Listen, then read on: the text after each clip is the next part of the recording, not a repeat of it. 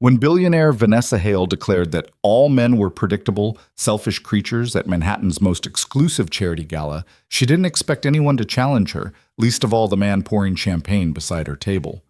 Adrian Cole, a single father working event staff to keep his daughter fed, looked her straight in the eye and said two words that would unravel everything she believed. "You're wrong." What followed wasn't a debate. It was the beginning of something neither could control. A collision between a woman who built walls from her pain and a man who never learned to hide behind them. If you're ready to see what happens when certainty meets truth, stay until the end. Hit that like button and drop a comment with your city. I want to see how far this story travels. The Grand Ballroom at the Meridian Hotel didn't just host events. It swallowed them whole. Crystal chandeliers hung like frozen fireworks, casting fractured light across marble floors so polished you could see your reflection judging you back. Tonight's charity gala pulled in the kind of money most people would never see in a lifetime, all dressed in $1,000 gowns and rented tuxedos that fit just right. Everyone here knew the rules: smile, write checks, pretend the champagne tasted better than it actually did. Adrian Cole knew different rules. He moved through the crowd with practiced invisibility, a tray of champagne flutes balanced on one hand while his mind stayed 3 steps ahead. Refill station at the northwest corner. VYP section needs attention in 8 minutes. Avoid eye contact unless absolutely necessary. The black vest and bow tie marked him as furniture, part of the scenery these people paid not to notice. "Excuse me," a woman's voice sharp enough to cut through the orchestral background noise. Adrian turned. She sat alone at table 7, mid-30s maybe, with dark hair pulled back so tight it looked like it hurt. Her dress probably cost more than his rent. Everything about her posture said she was used to people jumping when she spoke. "Champagne?" he offered. "No." She didn't look at him, just at the crowd. "I'm asking if you've worked these events long enough to observe patterns." Adrian set down 2 fresh glasses for the couple at the next table before answering. "Patterns in what?" "Behavior. Specifically, male behavior." Now she looked at him, and her eyes were the kind of gray that reminded him of winter mornings. Cold, clear, assessing. "In my experience, men at these functions fall into 3 categories.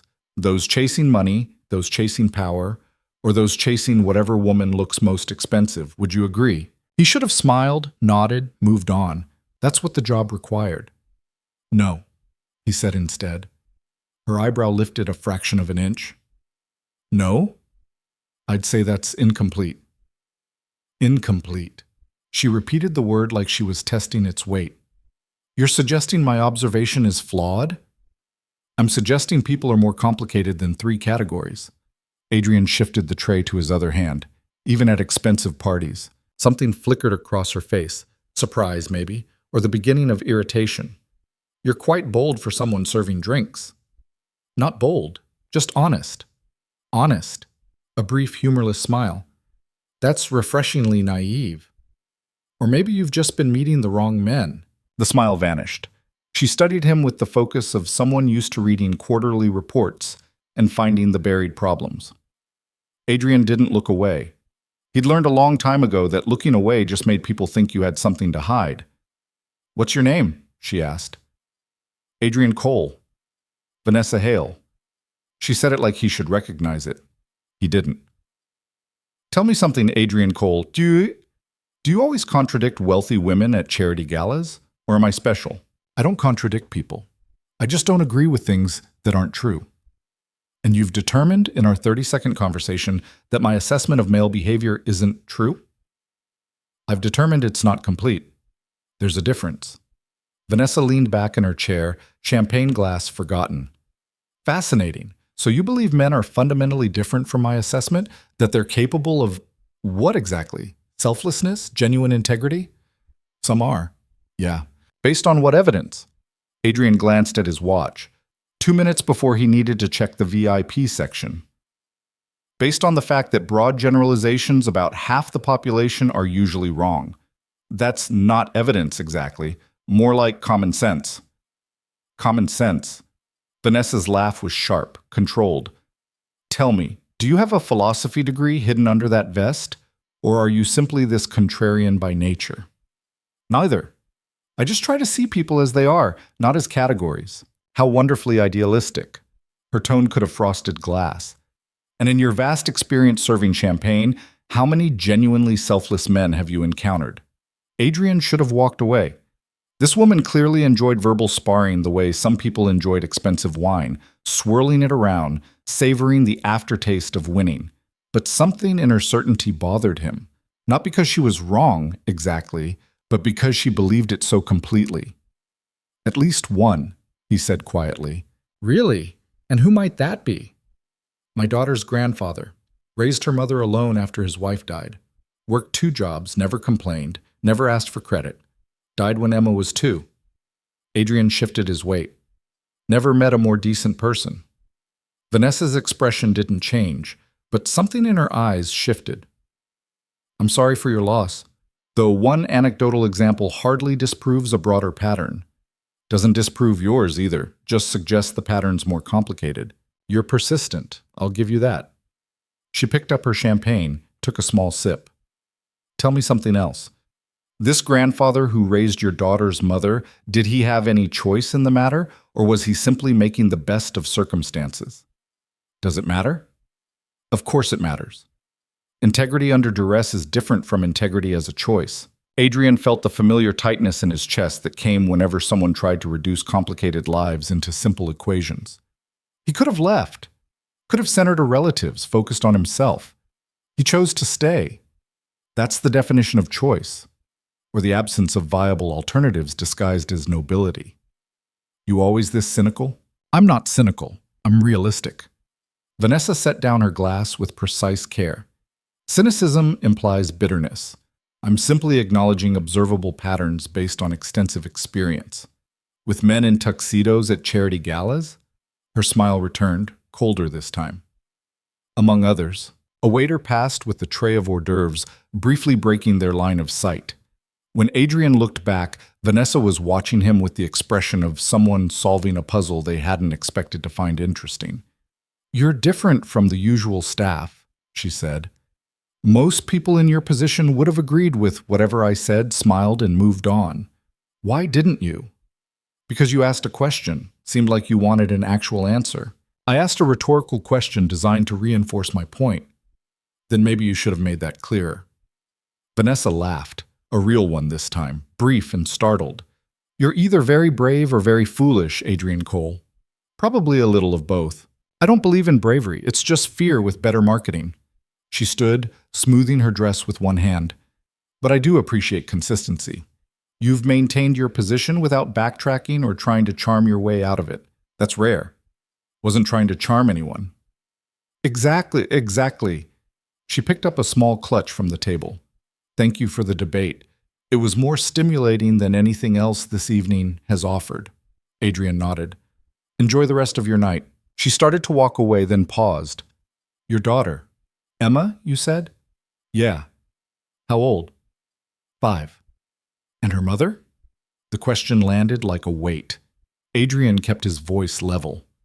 Not in the picture. Vanessa's expression didn't change, but she held his gaze a moment longer than necessary. Then perhaps you're proving my point after all. Another man, another absent partner, another child growing up with half a family.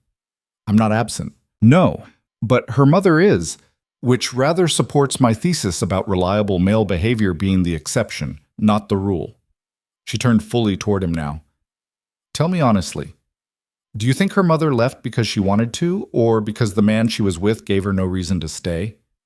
The noise of the ballroom seemed to fade into background static. Adrian felt his jaw tighten.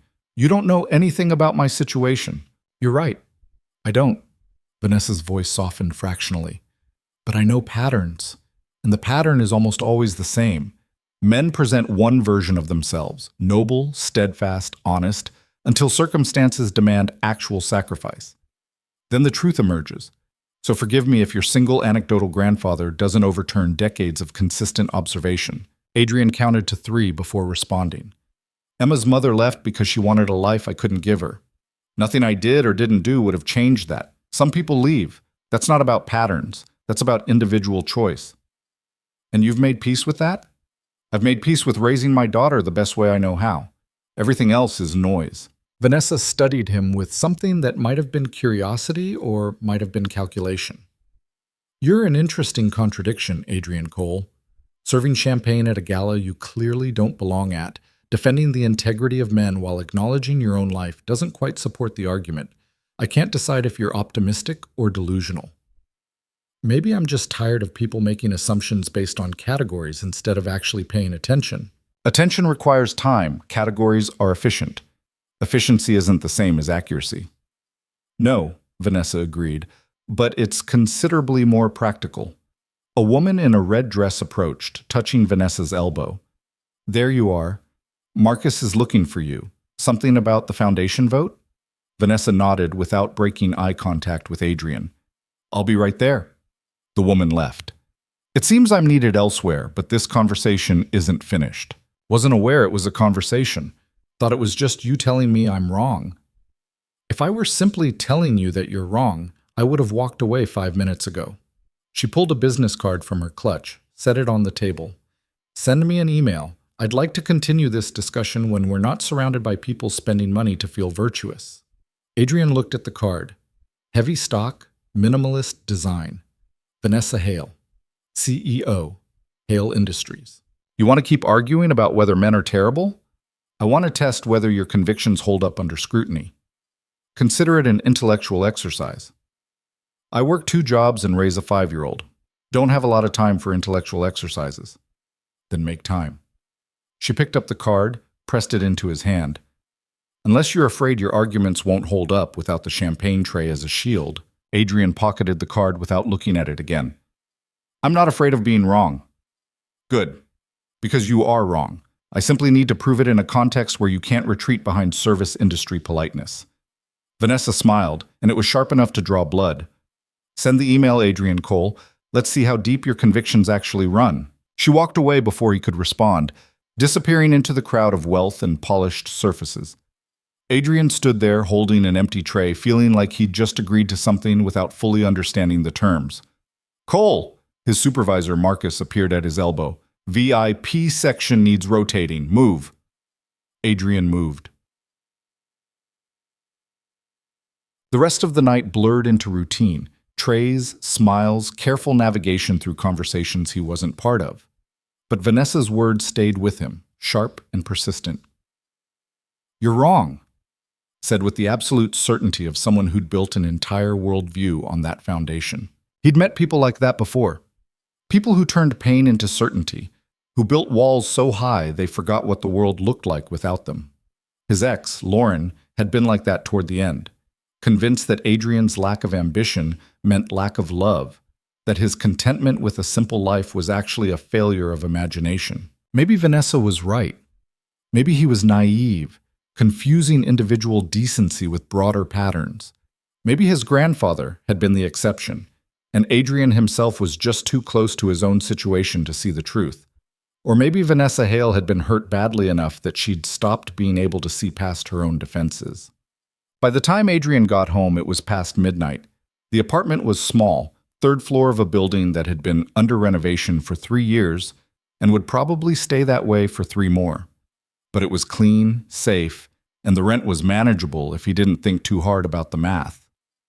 Mrs. Chen from 3B was asleep on the couch, some home renovation show playing softly on the TV.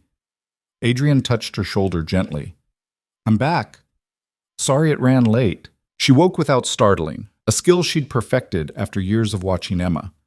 No problem, she went down at 8:30. No fuss. Read her the Dragon book twice.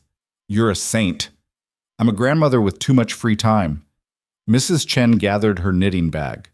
She drew you another picture. It's on the fridge. Adrian walked her to the door, pressed 2 20s into her hand despite her protests, and locked up behind her. The apartment settled into its familiar quiet. The hum of the refrigerator, distant traffic, the soft sound of Emma's breathing from the bedroom they shared. He found the drawing on the fridge, held up by a magnet shaped like a strawberry. Emma had drawn 2 figures holding hands under a yellow sun. One tall, one small. Both smiling in that way kids drew smiles, huge and uncomplicated. Me and Daddy, she'd written in careful letters across the top. Adrian stared at it for a long moment, feeling the weight of the evening settle into something manageable. Vanessa Hale could have her theories about men and patterns and predictable behavior.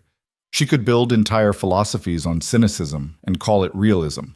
But this drawing on a refrigerator in a too small apartment, this was real. This was what actually mattered. He pulled out the business card, turned it over in his hands. Heavy, expensive, embossed. The kind of card that said, "I'm important," without having to actually say it. Adrian should have thrown it away. Instead, he set it on the counter next to the coffee maker, where he'd see it in the morning. 3 days later, he sent the email. Not because Vanessa had challenged him exactly, and not because he wanted to prove anything, but because her absolute certainty bothered him in a way he couldn't quite name, like watching someone walk confidently toward a cliff, absolutely sure the ground would hold. Ms. Hale, you said you wanted to continue our conversation. I'm not sure what that looks like, but I'm willing to find out. Not because I think I can change your mind. I'm not that optimistic, but because I think you're wrong about people being that simple. And maybe it's worth saying out loud. Adrian Cole. He hit send before he could second-guess it, then immediately regretted the impulse. She probably wouldn't respond. Or worse, she'd respond with some perfectly crafted argument that would make him feel foolish for bothering. The reply came 6 hours later. Mr. Cole, coffee. Tomorrow. 2 p.m. I'll send you the address. Don't be late. VH. Bamacam. The coffee shop she chose wasn't the kind of place Adrian usually went. It had exposed brick and Edison bulbs and a chalkboard menu listing drinks that required 3 adjectives to describe. The kind of place where a regular coffee cost $6 and came with a dissertation about bean origins. Vanessa was already there when he arrived, sitting at a corner table with a laptop open and a cup of something pale and foamy in front of her.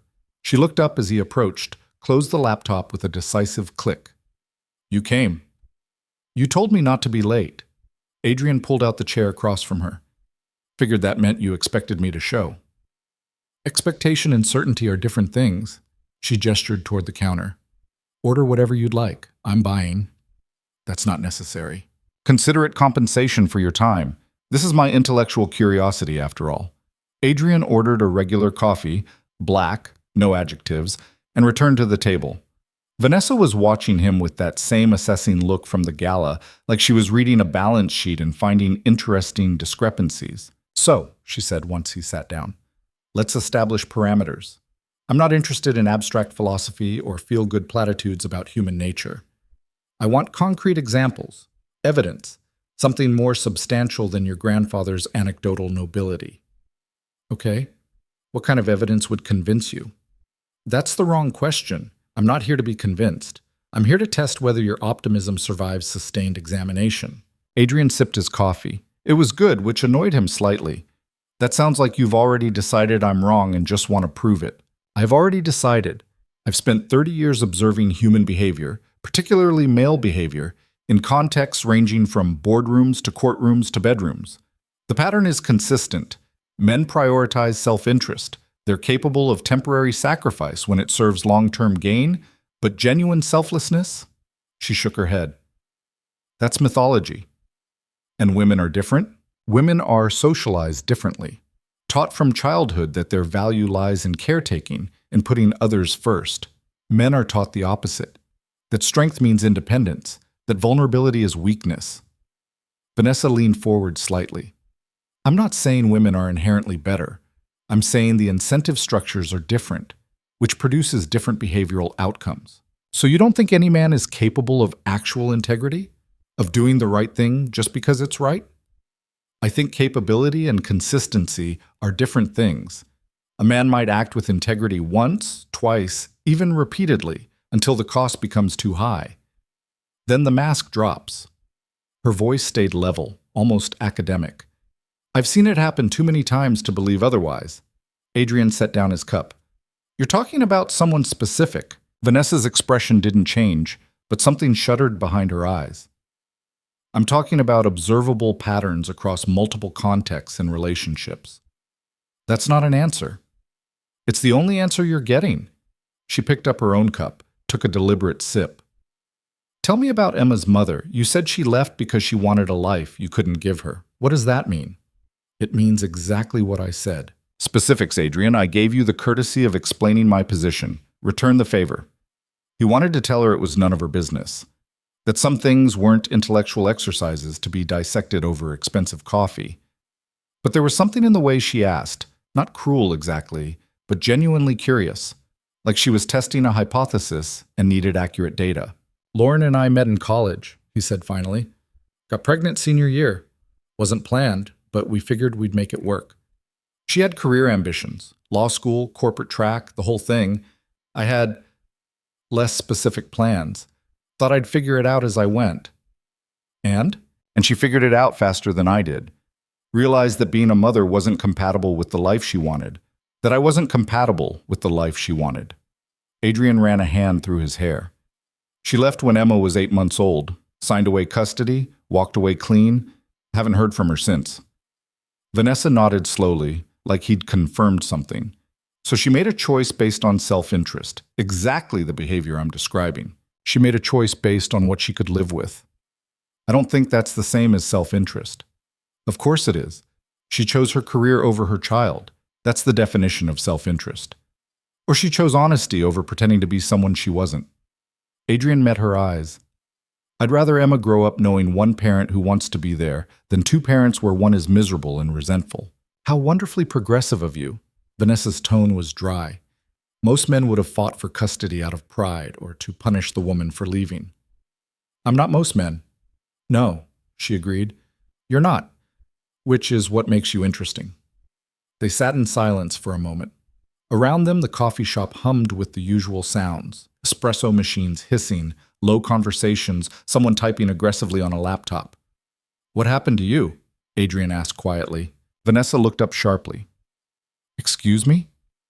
Something happened to make you this certain that people, men specifically, are fundamentally selfish. I don't buy that it's just observation. That's personal. That's presumptuous. Maybe, but I'm right. Her jaw tightened fractionally. You don't know me well enough to make that assessment. I know what certainty looks like when it's built on pain instead of logic. And you think you can diagnose my psychological state after one conversation? Vanessa's voice went cold. How remarkably arrogant. Not arrogant, just paying attention. You're paying attention to the wrong things. She closed her laptop, slid it into a leather bag beside her chair. This was a mistake. I thought you might provide an interesting intellectual challenge, but you're just playing amateur therapist. She started to stand. Adrian stayed seated. Your father, he said.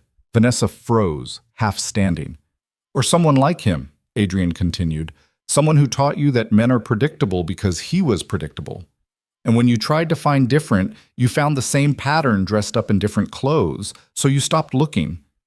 Vanessa sat back down slowly. When she spoke, her voice was very quiet and very controlled. You don't know what you're talking about. Then tell me I'm wrong. You are wrong. Specifically. She stared at him for a long moment. Outside, traffic moved past in a steady stream. Someone's phone rang and was immediately silenced. My father, Vanessa said finally, each word precise and measured, was a brilliant businessman, a charismatic leader, and a pathological liar who embezzled $17 million from his own company before disappearing to the Cayman Islands when I was 16. He left behind financial ruin, criminal investigations, and a family that lost everything except the shame. She picked up her coffee cup, realized it was empty, set it back down. My mother tried to rebuild, found another good man who promised stability and delivered systematic emotional abuse for 6 years before she finally left. Adrian didn't interrupt. I learned early, Vanessa continued, that the men who present the best facades are usually hiding the worst truths. That charm is just manipulation with better lighting. That when someone tells you who they are, you should believe them the first time, except most men never tell you. They show you a carefully constructed version designed to get what they want. And by the time you see the truth, it's too late to protect yourself from the damage. She looked at him directly, and there was something raw in her expression that hadn't been there before. So yes, Adrian, this is personal. But that doesn't make it wrong. If anything, it makes it more accurate. I've had a front row seat to male behavior under pressure in private when the stakes are real, and the pattern never changes. Never. Adrian absorbed this quietly. I'm sorry that happened to you. I don't want your sympathy. I know, but you have it anyway. He leaned forward slightly. Those men were terrible. What they did was unforgivable, but they're not all men. They're just the ones you've known. And you're different. You're the exception that proves my rule? I'm not claiming to be exceptional. I'm just saying that maybe your sample size is skewed. Vanessa laughed, sharp and bitter. My sample size is 30 years across multiple continents, relationships, and professional contexts. How large does it need to be before I'm allowed to draw conclusions? There's no number that makes a generalization about half the population accurate. Then what would you call it? Recognizing patterns? I'd call it understandable, and still wrong. Her eyes flashed.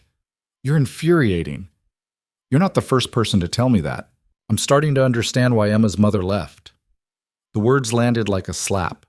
Adrian felt his chest tighten, but he kept his voice level. That's unfair. Vanessa's expression shifted, surprise, then something that might have been regret. You're right. That was unfair. I apologize. You don't mean it. I mean the apology. The observation still stands, but the cruelty was unnecessary. She ran a hand over her face, suddenly looking tired. You're challenging things I've spent years building certainty around. It's uncomfortable. Good. How is that good? Because comfort isn't the same as truth. Sometimes you need to be uncomfortable to see clearly.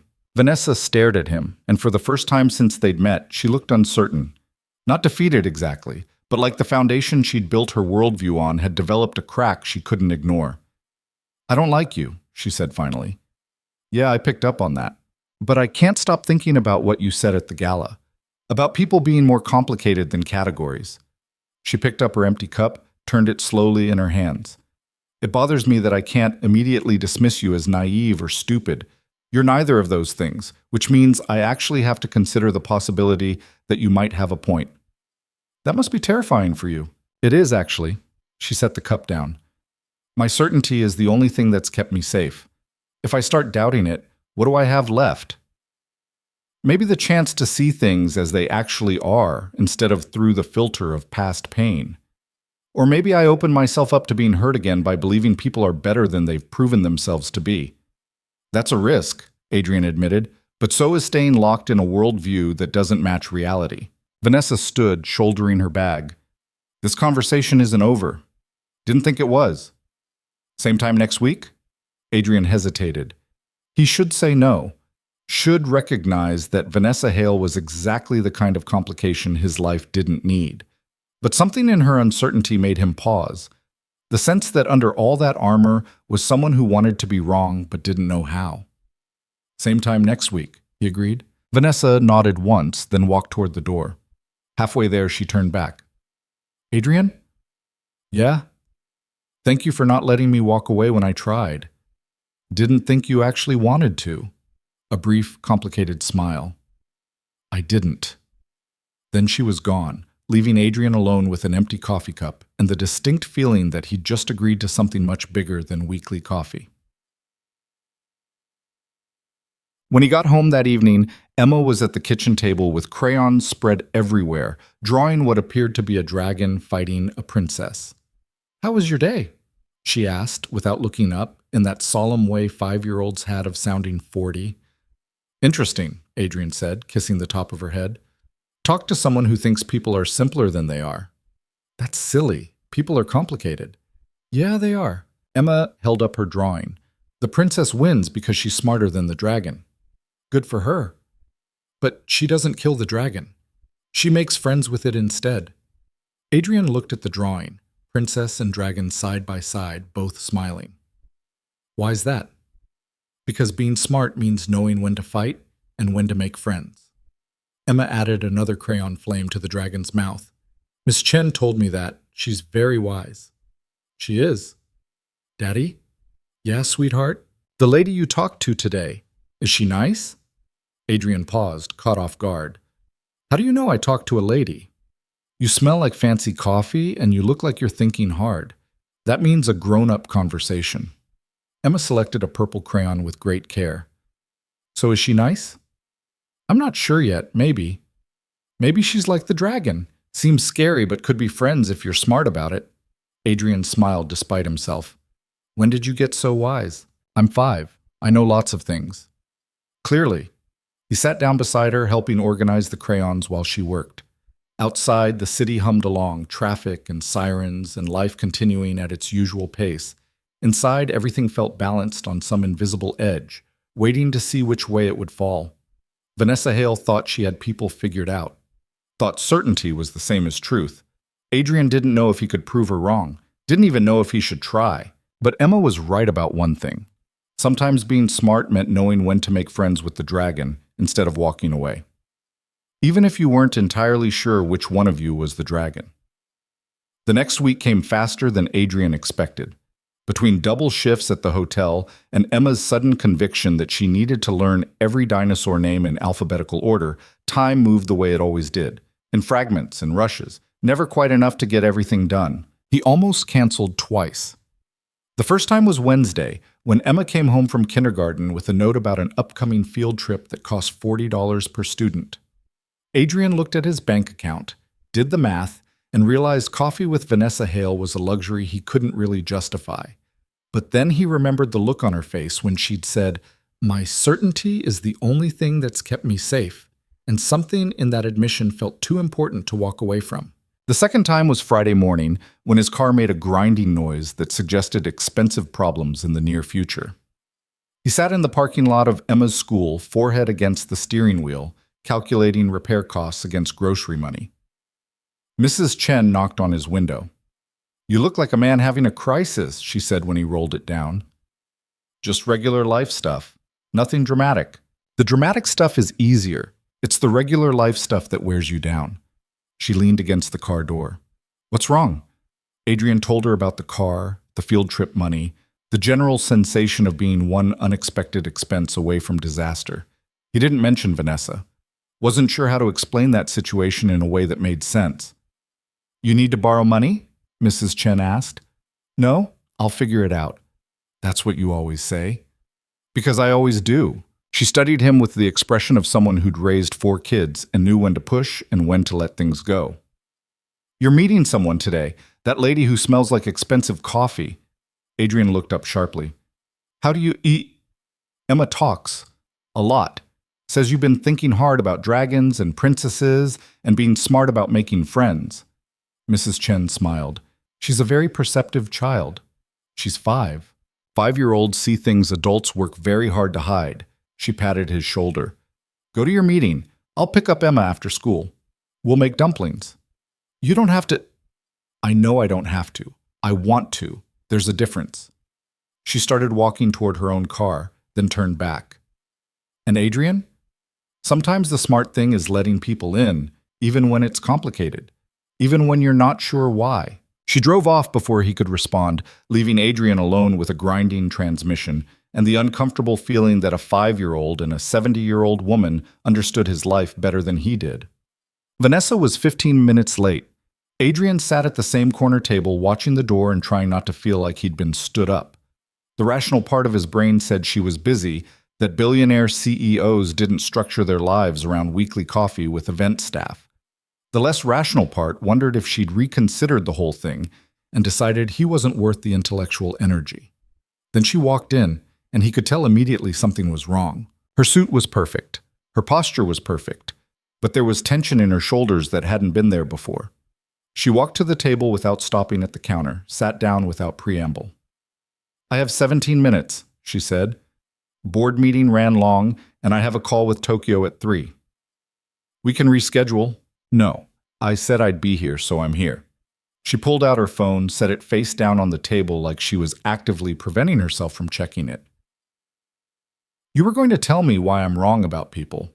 Adrian raised an eyebrow. "That's not exactly how I'd phrase it." "Then how would you phrase it?" "I was going to suggest your worldview might be incomplete. There's a difference." "Semantics." She waved a hand dismissively. "Continue." "You seem stressed." "I'm always stressed. It's called running a company." Vanessa's jaw was tight. "Are we doing this or not?" Adrian leaned back, studying her. What happened between last week and now? Nothing happened. I'm busy. That's my normal state.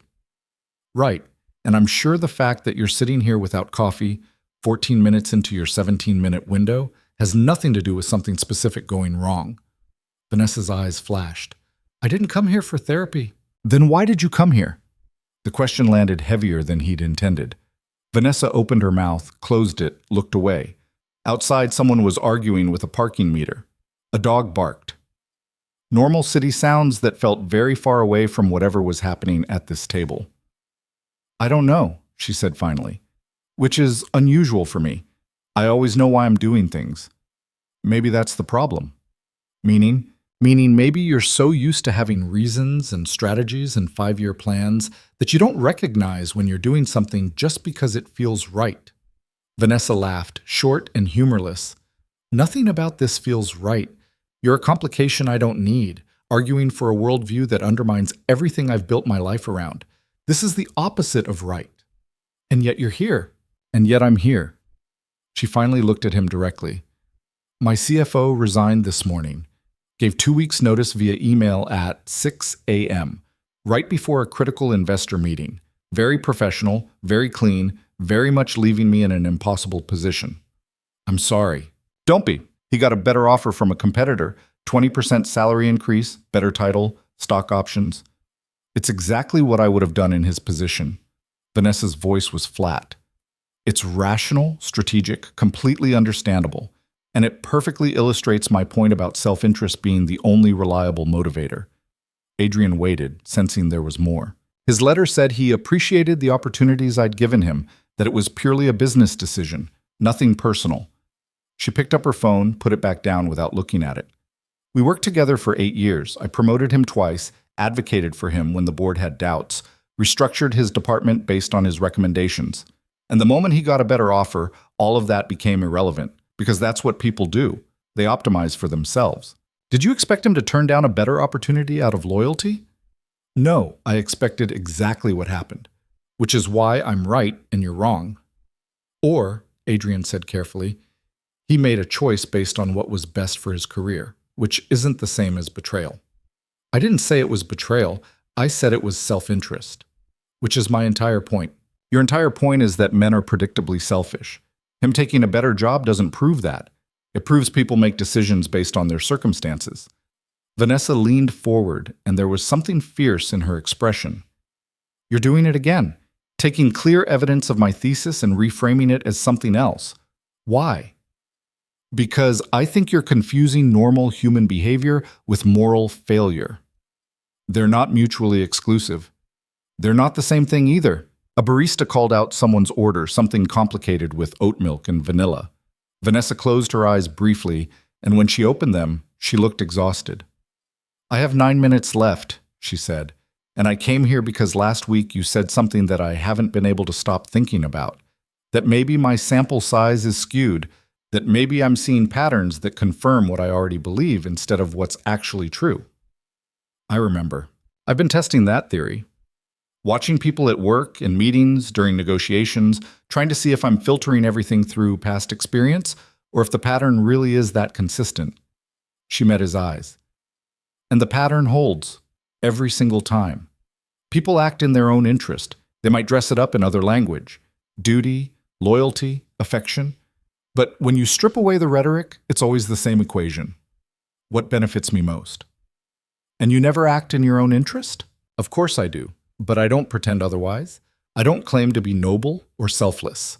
I make decisions based on rational analysis of outcomes and costs, which is exactly what everyone else does. They just lie about it. Adrian shook his head slowly. That's a bleak way to see the world. It's an honest way to see the world. It's a scared way to see the world. Vanessa went very still. Excuse me?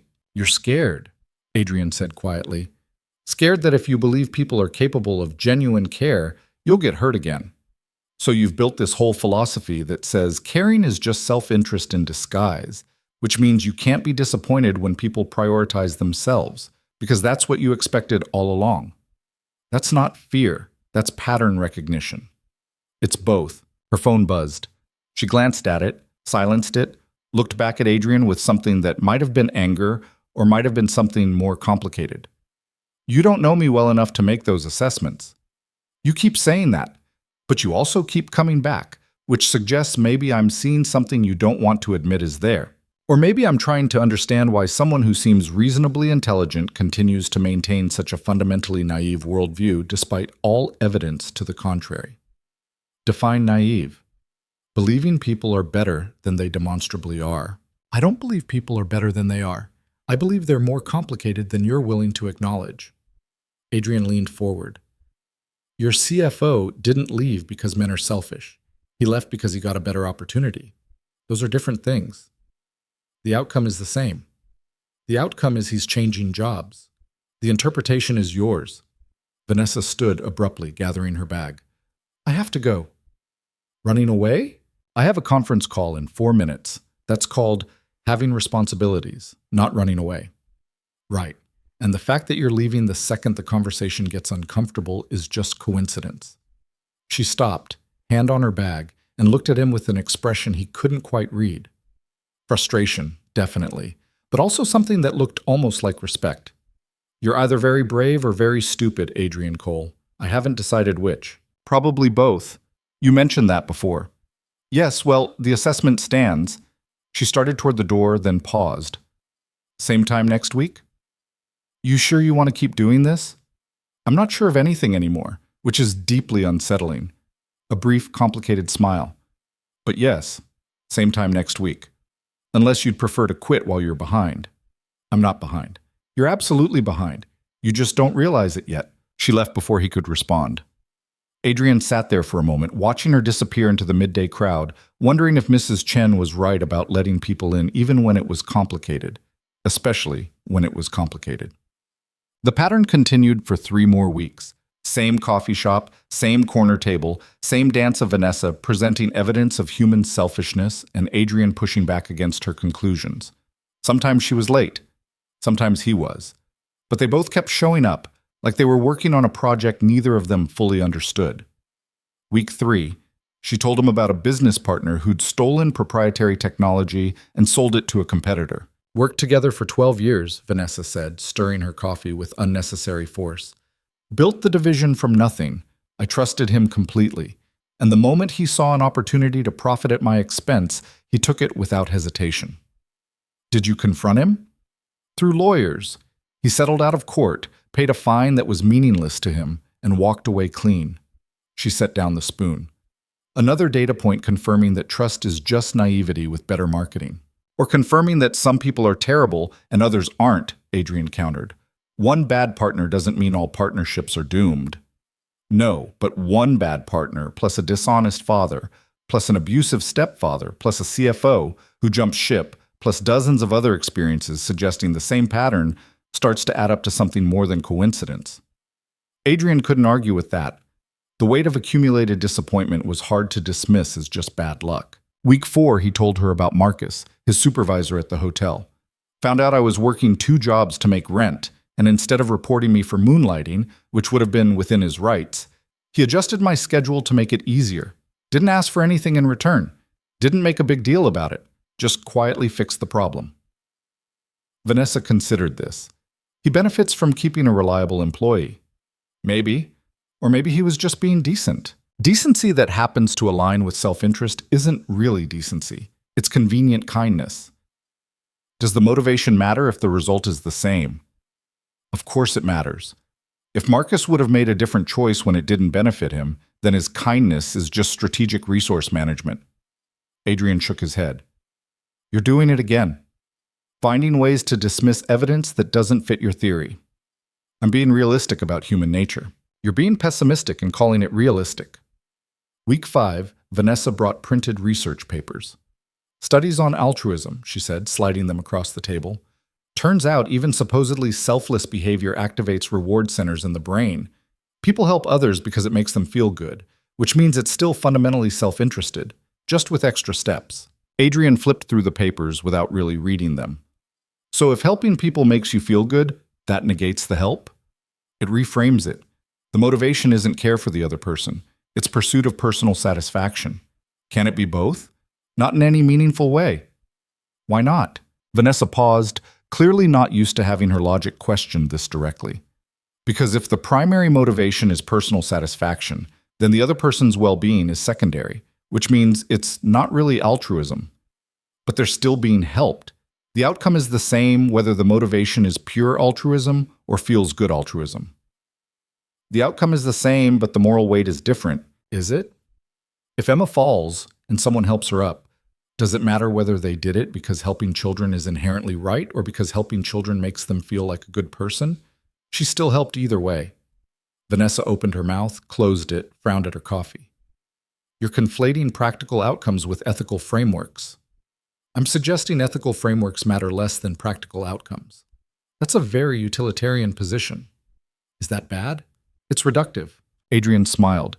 You're just mad because I'm using your own logic against you. I'm not mad. I'm frustrated that you keep finding edge cases to my otherwise sound theoretical framework. Edge cases like basic human decency? Edge cases like individual exceptions that don't disprove the broader pattern. They went back and forth like that, neither giving ground, both becoming more entrenched. But Adrian noticed something shifting. Vanessa's arguments were still sharp, still backed by evidence and experience, but there was less certainty in her delivery, like she was testing her own convictions and finding them less solid than she'd believed. Week 6 changed everything. Adrian arrived at the coffee shop to find Vanessa already there, but this time she wasn't alone. A man in his late 30s sat across from her, lean and expensive-looking, with the kind of casual confidence that suggested he'd never been told no in his life. They were leaning close, talking in low voices that suggested either intimacy or argument. Adrian hesitated near the entrance, unsure whether to interrupt. Vanessa looked up, saw him, and something flickered across her face. Relief, maybe, or frustration at being interrupted. She said something to the man, who turned to look at Adrian with undisguised assessment. The man stood, extending a hand as Adrian approached. You must be the philosopher my sister keeps meeting. I'm Marcus Hale. Adrian shook his hand, registering the information. Brother, not boyfriend. Adrian Cole, the event staff with opinions about human nature. Marcus's smile didn't reach his eyes. Vanessa's told me about your debates. Sounds fascinating. We're just talking. Talking, right. Marcus turned to Vanessa. I'll let you get to your intellectual exercise, but think about what I said. The board won't wait forever. He left without waiting for a response. Vanessa watched him go, jaw tight, before gesturing for Adrian to sit. Sorry about that. Everything okay? Define okay. She picked up her coffee cup, realized it was empty, set it back down. My brother thinks I should sell the company. There's an offer on the table, generous, well above market value. He wants me to take it. And you don't want to? I built Hale Industries from nothing after my father destroyed our family's original business. Spent 15 years proving I could create something sustainable, something untainted by his corruption. Selling feels like admitting I can't maintain it. Is that what your brother thinks? Marcus thinks I'm being stubborn and emotional. That business is about maximizing value, not personal attachment. Vanessa's laugh was bitter. Which, ironically, proves my point about self-interest. He has a minority stake in the company. If I sell, he makes $20 million without having contributed anything substantial to the business. Of course he wants me to sell. Adrian absorbed this quietly. What do you want? I want to know that holding on to something I built means I'm being strategic, not sentimental. I want to be sure I'm making the right choice for the right reasons. And I have no idea which is which anymore. She looked at him directly. You've spent 6 weeks challenging my certainty about people's motivations. Now I can't even trust my own. That's not necessarily bad. It's terrifying. Certainty was all I had. Without it, I'm just making decisions based on fear and hope like everyone else. Welcome to being human. Vanessa didn't smile. I don't like it. Yeah, I got that impression. They sat in silence for a moment. The coffee shop continued around them, orders called out, conversations overlapping, the espresso machine hissing. Tell me about Emma, Vanessa said suddenly. Adrian blinked. What? Your daughter. Tell me about her. Not as evidence in our debate, just as a person. Why? Because I need to remember that there are things in the world besides corporate strategy and philosophical frameworks. and you talk about her like she's the only thing that makes sense to you. Adrian wasn't sure how to respond to that. It felt like a different kind of vulnerability than Vanessa usually showed. Less intellectual, more immediate. "She's 5, he started, then stopped. "You already know that." "I know her age. I don't know what she's like." "She's stubborn. Asks about 1,000 questions a day. Thinks dragons and princesses should be friends instead of enemies. Cries when she sees sad commercials about animals but laughs at things that aren't remotely funny." Adrian smiled despite himself. "She's learning to read and gets frustrated when words don't make phonetic sense. Loves dinosaurs this week, will probably love something else next week. Hugs too hard and doesn't understand personal space." "She sounds exhausting." "She is. She's also the best thing I've ever done." Vanessa nodded slowly. "You mean that?" "Of course I mean that." "No, I mean you really mean that. It's not just something you're supposed to say. You actually believe being her father is your greatest accomplishment." "It is. Not graduating college, not building a career, not achieving something society recognizes as success. Just being a parent. Yeah, just that." Vanessa stared at him like he'd said something in a foreign language. "I don't understand that." "What's not to understand?" "How you can measure your worth by something so ordinary. Millions of people have children. It's not special." "It's special to me." "But why? What makes it meaningful when it's something anyone can do?" Adrian leaned back, considering how to explain something that felt obvious to him, but apparently wasn't. "Because it's not about what anyone can do.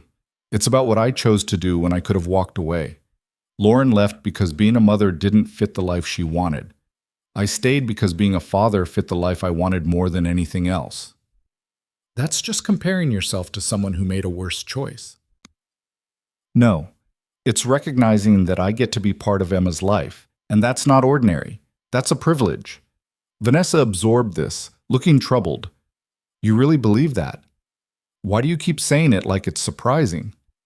"Because in my experience, people who claim to find meaning in simple things are usually just settling for less than they're capable of achieving.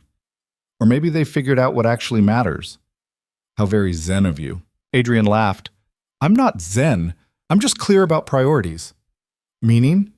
"Meaning I don't need a corner office or a 7-figure salary to feel like my life has value. I need to know Emma's safe, happy, and growing up with someone who shows up for her.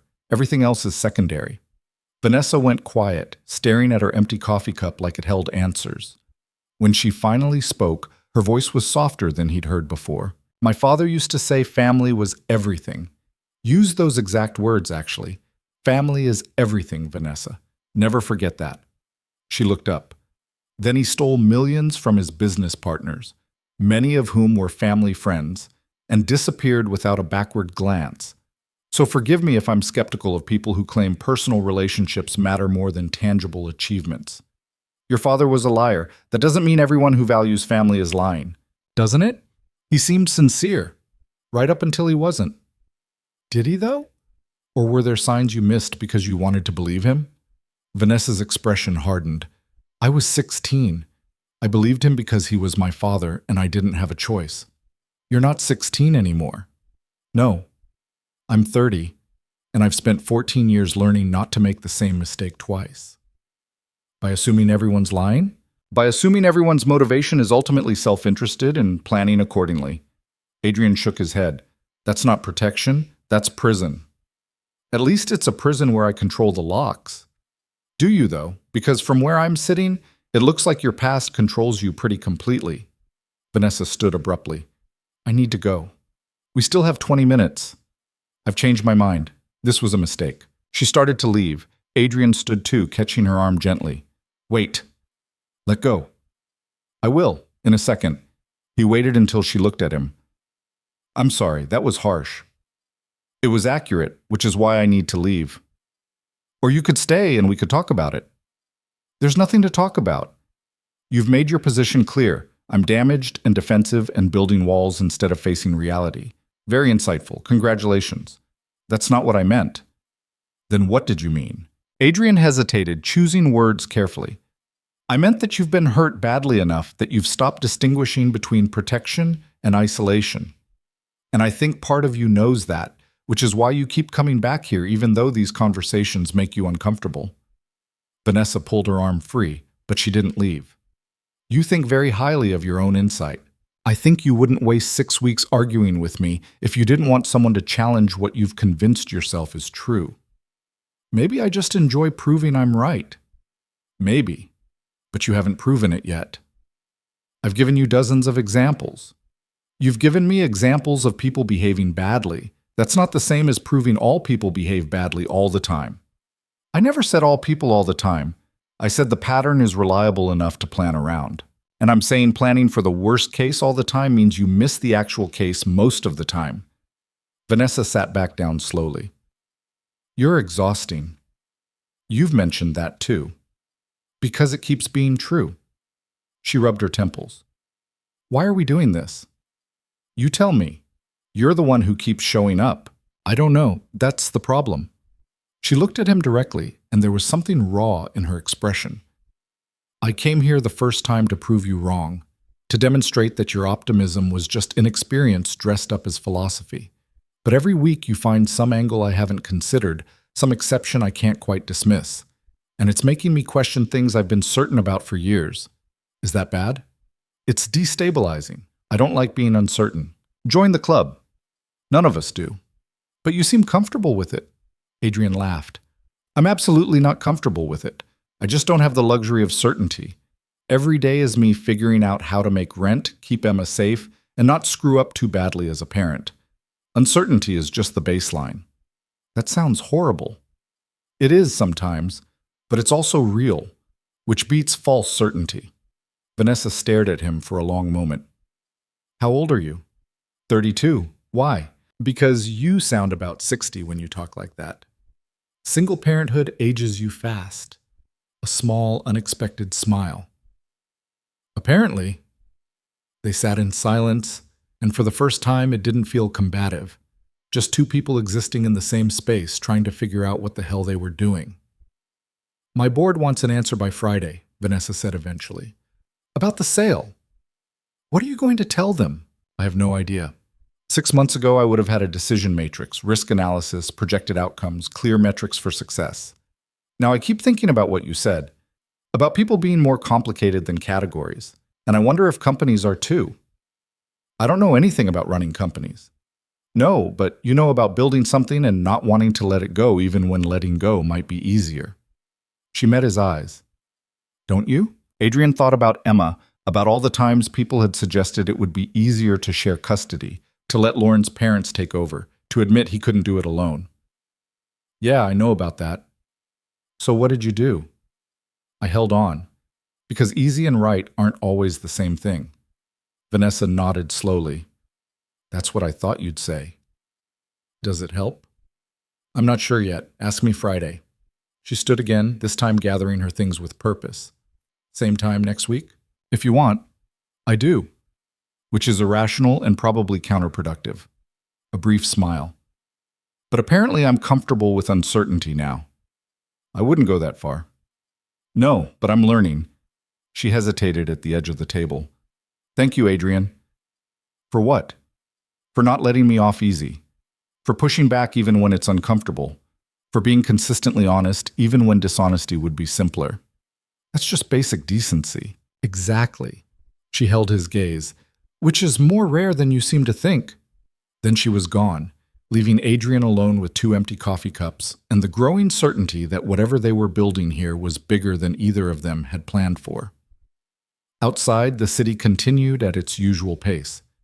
Inside, something had shifted, subtle but definite, like the moment before sunrise when you can't quite see the light yet, but you know it's coming. Adrian gathered his things, left a tip even though he'd already paid, and headed home to where Emma was probably teaching Mrs. Chen about the social dynamics of Triceratops herds. Whatever happened with Vanessa and her board and her choice about the company, he'd done what he could, said what needed saying. The rest was up to her. And for the first time in 6 weeks, he thought maybe, just maybe, she might actually be listening. Friday came and went without word from Vanessa. Adrian tried not to think about it. Tried to focus on Emma's insistence that they build a blanket fort large enough to house an entire dinosaur family. But his mind kept drifting to Vanessa sitting in some boardroom making a decision that would either validate everything she'd built or prove she could let go. By Sunday, he'd convinced himself she'd made her choice and moved on. Their weekly debates had been an intellectual distraction, nothing more. She had her world, he had his, and those worlds didn't actually overlap in any meaningful way. Then Monday morning, his phone rang at 6:45 a.m. Unknown number. Hello? It's Vanessa. Her voice sounded strained, exhausted. I need to see you. Today, if possible. Adrian sat up in bed, instantly awake. What happened? Not over the phone. Can you meet me? Not the coffee shop, somewhere else. When? Now would be ideal, but I understand you have obligations, whenever you can manage. Adrian looked at Emma, still asleep in the twin bed across the room, curled around her stuffed triceratops. I can get Mrs. Chen to watch Emma for a few hours. Give me the address. She rattled off a location in Lower Manhattan, a park Adrian had never been to. There's a bench near the northeast entrance. I'll be there. She hung up before he could ask anything else. Getting out of the apartment took longer than it should have. Emma woke up cranky. Mrs. Chen had a doctor's appointment she'd forgotten about, and Adrian had to call in a favor from another neighbor he barely knew. By the time he made it to the park, it was nearly 9:30, and his shirt was wrinkled from Emma's goodbye hug. Vanessa sat exactly where she'd said, wearing jeans and a sweater that looked expensive but understated. No makeup that he could see, hair pulled back in a simple ponytail. She looked younger than he'd ever seen her, and more tired. You came, she said when he sat down. You called. Seemed important. It is, I think. She stared straight ahead at the path in front of them, where joggers and dog walkers moved past in the morning routine. I didn't sell the company. Okay, my brother's furious. The board is confused. My lawyer thinks I'm being irrational. She finally looked at him. I need you to tell me I'm not making the worst mistake of my life. Adrian felt the weight of that request settle on his shoulders. I can't tell you that. I don't know enough about your business to have an opinion. I'm not asking for a business opinion. I'm asking if choosing to hold on to something you built because letting go feels wrong is a valid reason or just emotional weakness. Why does it feel wrong? Vanessa was quiet for a long moment. A woman jogged past with 2 golden retrievers, their leashes tangled around her legs. She laughed, untangled them, kept going. Because I built Hale Industries to prove my father was wrong about me, Vanessa said finally.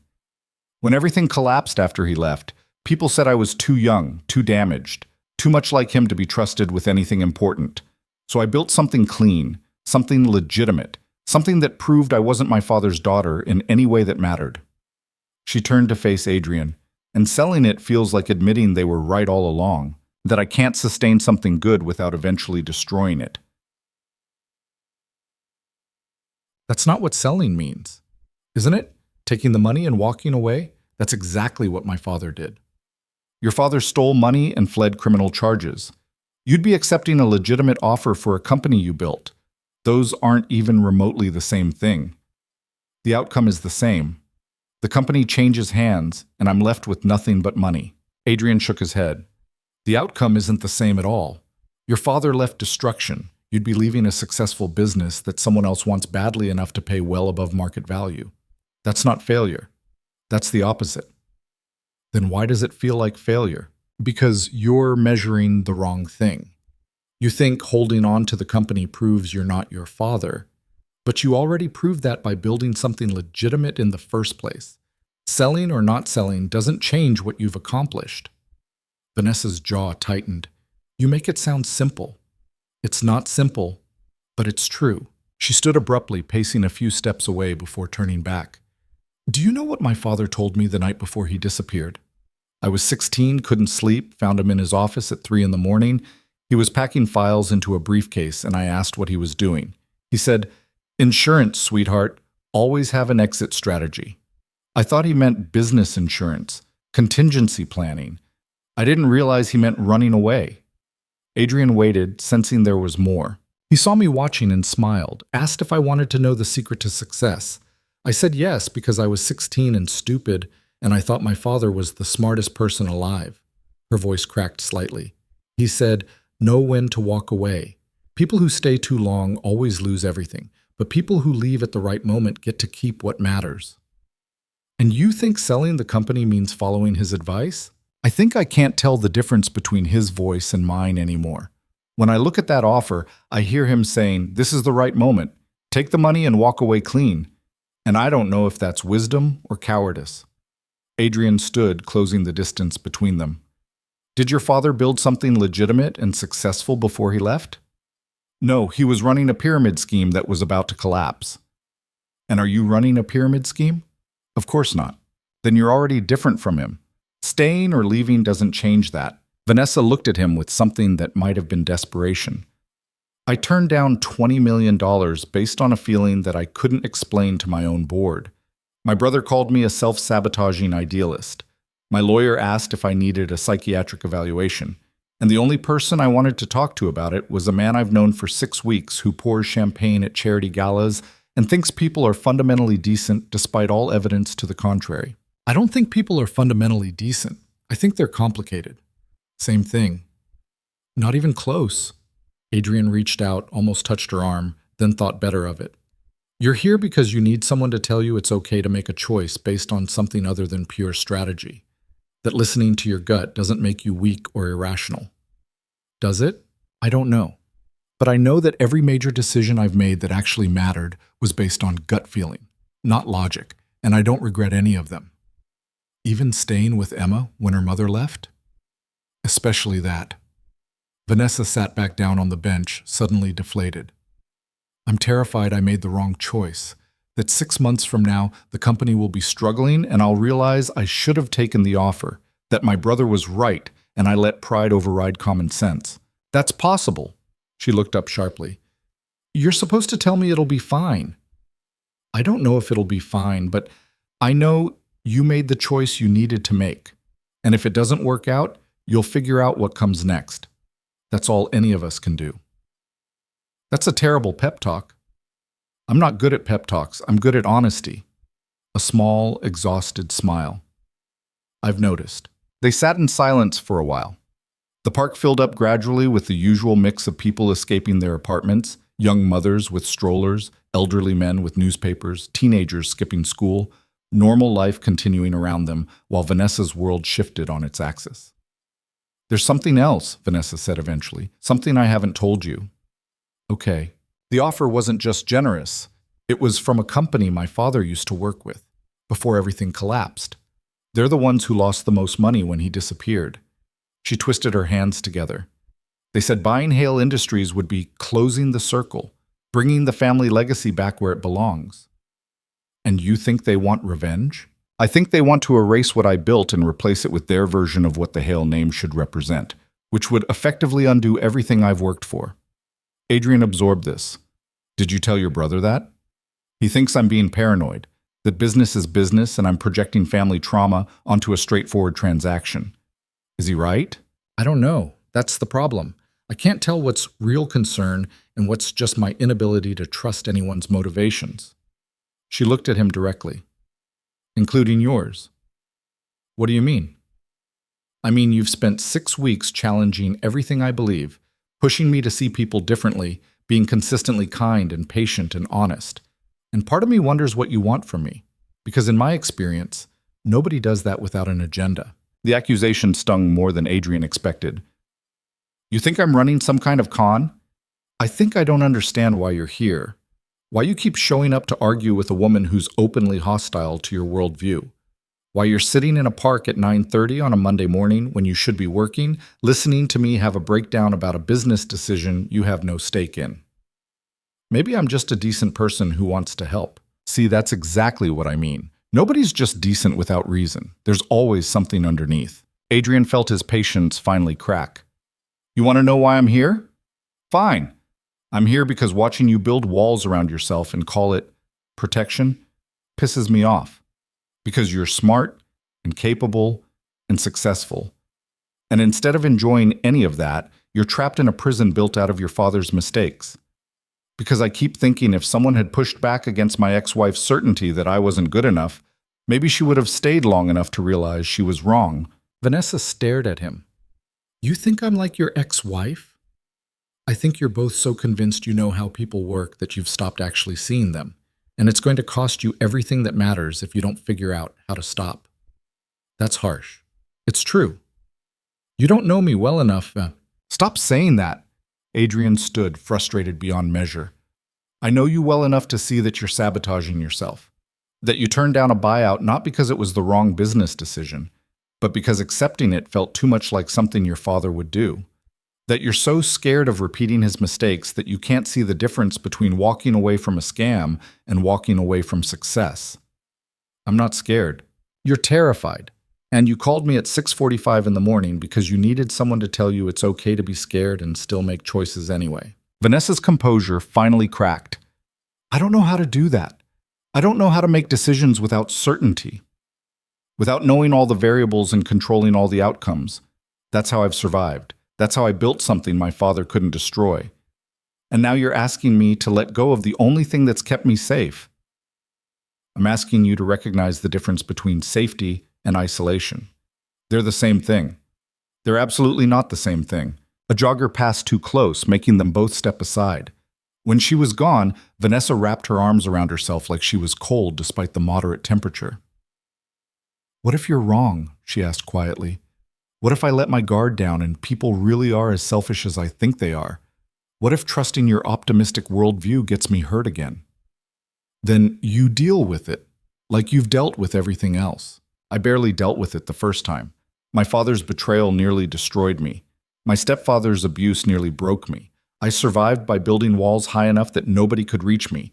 And you're asking me to tear them down based on faith that people might surprise me? I'm asking you to consider the possibility that you're missing out on real connection because you're so focused on preventing pain. Connection is just another word for vulnerability. Yeah, it is. And vulnerability is weakness. No, vulnerability is honest. Weakness is pretending you don't need anyone and slowly dying inside. Vanessa turned away, her shoulders tight. You don't understand what you're asking. I understand exactly what I'm asking. I'm asking you to take a risk on the possibility that not everyone is your father, that some people show up when things fall apart instead of running away, that maybe, just maybe, your pattern recognition is keeping you safe from the wrong things. And what do I get in return? What's the payoff for taking that risk? Adrian wanted to shake her, wanted to make her see what was so obvious to him, but apparently invisible to her. You get to live instead of just surviving. You get to build something real instead of something designed purely for self-protection. You get to find out what life looks like when you're not constantly waiting for the other shoe to drop. That's not a guarantee, that's a hope. Hope is all any of us have. The difference is some people have the courage to act on it. And you think I don't have courage? I think you have plenty of courage for business and strategy and proving yourself professionally. But when it comes to actual human connection, you're the biggest coward I've ever met. The words landed like a physical blow. Vanessa went very still, her face pale. Get out, she said quietly. Vanessa. I said get out, leave. Go back to your daughter and your small apartment and your simple life where everything makes sense. I don't need your judgment. I'm not judging you. I'm trying to help you. I didn't ask for your help. I didn't ask for any of this. Her voice shook. I asked you one question 6 weeks ago at a charity gala, and you've been dismantling my entire worldview ever since. I don't want your help. I want you to leave me alone. Adrian stood there, torn between the impulse to push harder and the realization that pushing any further would only entrench her defensive position more deeply. Sometimes the kindest thing you could do was give someone space to realize they were wrong on their own. Okay, he said finally. I'll go. But you know where to find me if you change your mind. I won't. We'll see. He walked away before she could respond, before he could see whether she was crying or just angry. His hands were shaking slightly, adrenaline from the confrontation still coursing through his system. He'd said too much, pushed too hard, crossed lines he probably shouldn't have crossed. But he also didn't regret it, because Vanessa Hale needed someone to tell her the truth even when it hurt. Especially when it hurt. And if that meant she never spoke to him again, at least he'd said what needed saying. The question was whether she'd listen. 3 days passed. No calls, no emails, no messages. Adrian told himself it was fine, that he'd known this was coming, that they'd run their course, and it was better to end it cleanly. He went back to his regular routine, work, Emma, the endless juggling act of keeping everything afloat. Emma noticed something was wrong.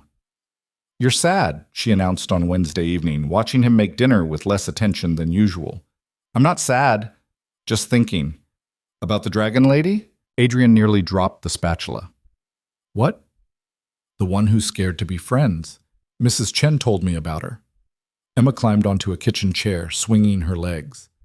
"She said some people forget how to be nice because they got hurt too much." "Mrs. Chen talks too much." "She talks the right amount. You're just embarrassed." Emma picked up a carrot stick, examined it critically. "Did you and the dragon lady have a fight?" "Something like that."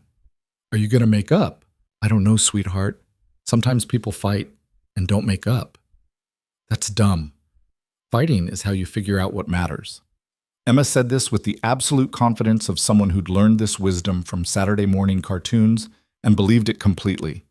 If you don't fight, you never find out if you're real friends or just pretend friends. "Where'd you learn that?" "My show. The princess and the dragon had a big fight in episode 7, and then they realized they were fighting because they both cared about the village and didn't want it to get hurt. So the fight made them better friends. Real life is more complicated than cartoons. Maybe, but maybe grown-ups make it too complicated on purpose." She bit into the carrot with a decisive crunch. "You should call her." "She told me to leave her alone." "So?" "People say things when they're upset. Doesn't mean they mean it forever."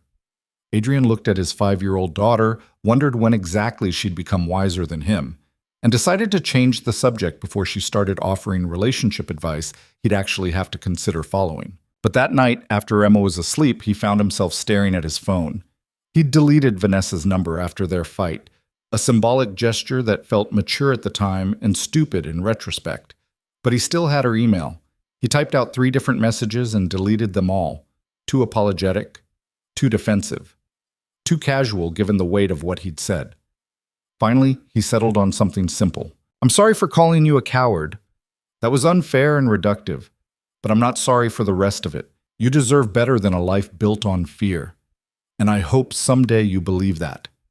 He hit send before he could second-guess it, then immediately regretted the impulse. She probably wouldn't respond. And if she did, it would probably be to tell him to delete her contact information permanently. The response came 4 hours later, well past midnight. "You weren't entirely wrong, which is the worst part. I don't know how to do what you're suggesting. Don't know how to trust people when every pattern I've observed suggests trust is just delayed betrayal. But I'm tired of being this certain, tired of being this alone. Can we talk?" "Not the coffee shop. Somewhere else. Your choice this time." Adrian read the message 3 times, looking for the trap, or the catch, or the hidden agenda. Found nothing but exhaustion and something that might have been hope. He wrote back immediately. "Tomorrow, 2 p.m., Riverside Park, near the 96th Street entrance. Bring comfortable shoes. We're going for a walk." Her reply was instant. "Okay." That was it. Just okay. But somehow it felt like more than 6 weeks of debate had accomplished. Oh. She was waiting when he arrived, wearing jeans and sneakers that looked brand new. Her hair was down, and she wasn't carrying the leather bag she usually had, just keys and a phone shoved in her pocket. "I've never been to this park," she said by way of greeting. "It's nice. Good for clearing your head." Adrian started walking north along the path, and Vanessa fell into step beside him. "Thanks for coming. Thanks for not blocking my email. Thought about it. I wouldn't have blamed you." She was quiet for a moment. "I called my therapist after our fight. First time in 6 months. Told her what happened. What you said." "What'd she say?" "That you were right, and I should probably examine why being called out on my defensive patterns made me so angry." A brief, humorless laugh. Then she asked why I was seeing her if I wasn't going to actually do the work of changing. Harsh. Necessary. Vanessa kicked a pebble off the path. "I've been paying her to validate my worldview for 3 years. Apparently she's been waiting for me to actually want to change instead of just wanting to be told I'm justified in not changing." They walked in silence for a while. The park stretched out around them, trees just starting to hint at fall colors. A vendor sold ice cream from a cart despite the cooling weather. Kids shrieked on a playground in the distance. "I don't know how to do this," Vanessa said eventually. "Don't know how to be less defensive without feeling like I'm giving up the only protection I have." You start small. Stop assuming the worst about people until they prove you right. That's not small. That's a complete worldview overhaul. Okay, then start smaller. Stop assuming the worst about one person until they prove you right. She glanced at him sideways. You volunteering? If you want. Why would you do that? After I told you to leave, after I've been nothing but hostile and argumentative since we met. Adrian stopped walking, turned to face her. Because I think under all that armor, you're someone worth knowing. And because I'm stubborn enough to believe people can change if they actually want to. That's naive. Maybe. But I'd rather be naive and surprised than cynical and right. Vanessa stared at him, and something shifted in her expression, like she was seeing him clearly for the first time instead of through the filter of her expectations. I'm going to disappoint you, she said quietly. I'm going to fall back into old patterns and assume the worst and push you away when things get too close. Because that's what I do. That's how I'm wired. Probably. And you're okay with that? I'm okay with you trying and failing. I'm not okay with you not trying at all. What's the difference? Intent, effort, showing up even when it's hard. Adrian started walking again, and she matched his pace. My ex-wife gave up the first time things got difficult. Never tried to make it work. Never tried to see my perspective. Just decided I wasn't enough and left. I'm not asking you to be perfect. I'm asking you to try. Try at what exactly? We're not dating. We're not even really friends. We're two people who argue in coffee shops about human nature. We're two people who keep showing up because something about these conversations matters. What you call that is up to you. Vanessa was quiet for a long time. They passed joggers and dog walkers and a man playing saxophone for spare change. Normal people living normal lives, uncomplicated by debates about trust and vulnerability and whether cynicism was protection or prison. I fired my brother, she said abruptly. Adrian looked at her in surprise. What? From the board. Told him his conflict of interest regarding the sale meant he couldn't be objective about company decisions. He threatened to sue. I told him to go ahead. She smiled slightly. Then he called me an ungrateful bitch and hung up. We haven't spoken since. I'm sorry. Don't be. You were right. His motivation was purely financial. He didn't care about what the company meant to me, just what the sale would mean for his bank account. She shoved her hands in her pockets. Removing him from the board was the first decision I've made in years that felt entirely my own. Not reactive, not defensive, just clear. How does it feel? Terrifying and liberating in equal measure. She looked at him. Is that normal? I think so. Big choices usually feel both ways at once. They walked further, leaving the main path for a smaller trail that wound closer to the river. The water moved past, steady and indifferent, carrying debris and leaves and whatever else fell into its current. Tell me something true, Vanessa said suddenly. Something you've never told anyone else. Adrian thought about deflecting, making a joke, keeping things light. But she'd asked for truth, and truth was what their entire strange relationship was built on. I'm scared all the time, he said quietly. Scared I'm screwing up Emma. Scared I can't give her the life she deserves. Scared she'll grow up and realize her dad was just some guy who tried hard but wasn't actually good enough. Every decision I make feels like it could be the one that breaks everything. Vanessa absorbed this. But you keep making decisions anyway. Because the alternative is paralysis, and that doesn't help Emma. So you just live with the fear? I live with the uncertainty. The fear comes and goes. He picked up a flat stone, skipped it across the water. What about you? What's something true you've never told anyone? She hesitated, and for a moment he thought she'd deflect or make a joke or change the subject. But then she took a breath and spoke quietly. I'm lonely. Not just alone. I've been alone for years, and that's fine. Lonely. Like there's this gap between who I am and who I show the world, and that gap just keeps getting wider until I don't know which version is real anymore. She stared at the water. And I'm scared that even if I figure out how to let people in, they'll see the real version and leave anyway. Because the real version isn't impressive or successful or put together. She's just damaged and defensive and tired of pretending. Adrian didn't respond immediately. Some confessions didn't need commentary, just acknowledgement. I don't think the real version is any of those things, he said finally. I think the real version is just someone who got hurt and learned to protect herself. That's not damage. That's survival. There's a difference? Yeah. Damage is permanent. Survival is temporary. You can stop surviving and start living whenever you're ready. And what does living look like? I don't know. Probably different for everyone. Adrian skipped another stone. For me, it's Emma laughing at something stupid, or Mrs. Chen teaching her to make dumplings, or those moments when I remember I chose this life and I'd choose it again. Small things that add up to something bigger. That sounds nice. It is, most of the time. They stood at the river's edge, watching the current carry everything downstream. Traffic hummed in the distance. A ferry horn sounded somewhere south of them, the city continuing its rhythm regardless of individual revelations. I want to try, Vanessa said. Whatever this is, I want to try doing it without my usual defenses. Okay? That's it? Just okay? What else do you want me to say? I don't know. Something profound about new beginnings or taking chances or whatever people say when they're making declarations. Adrian smiled. How about, let's see what happens? That's anticlimactic. It's honest.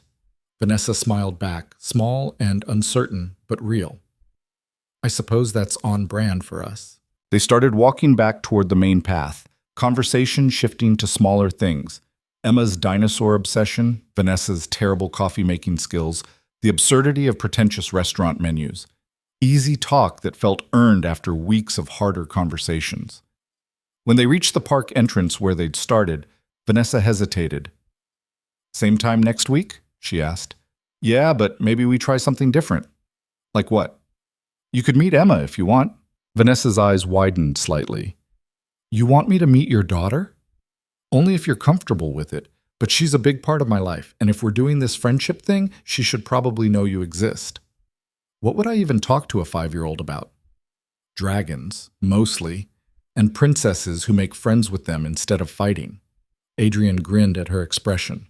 You'll be fine. She's less scary than board meetings. I seriously doubt that. But Vanessa was smiling. Okay, same time, different location. Text me the address. Will do. She started to leave, then turned back one more time.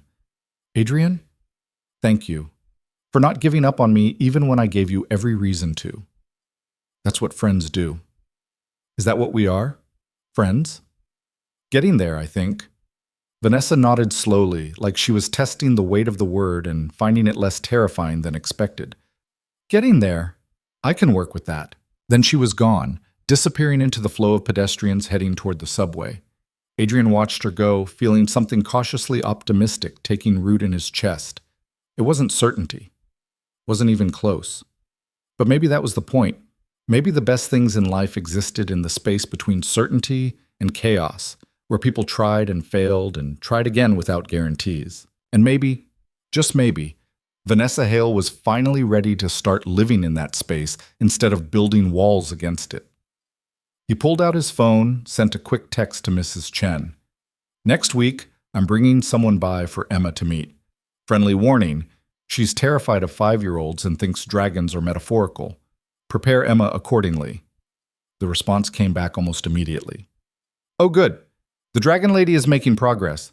I'll make extra dumplings. Adrian laughed out loud, startling a nearby pigeon into flight, and headed home to where Emma was probably building another elaborate dinosaur habitat out of couch cushions and pure imagination. Whatever came next with Vanessa, at least it would be interesting. And after 6 weeks of debate, interesting felt like progress. Saturday morning arrived with Emma's characteristic chaos. She'd woken up at dawn, decided her room needed complete reorganization, and was now standing in the middle of a disaster zone explaining her filing system for stuffed animals by taxonomic classification. Daddy, you're not listening, she said, hands on her hips in a pose she'd definitely learned from Mrs. Chen. I'm listening. Mammals on the bed, reptiles in the basket, birds on the shelf. No, birds and dinosaurs together because technically birds are dinosaurs. Everyone knows that. She held up a stuffed pteranodon like it was evidence in court. Mrs. Chen said so. Mrs. Chen is very wise. She is. She also said you're nervous about the dragon lady coming over. Emma tilted her head, studying him with unsettling perception. Are you? Adrian looked at the coffee maker, which was taking longer than usual, and therefore personally attacking him. Maybe a little. Why? She's just a person.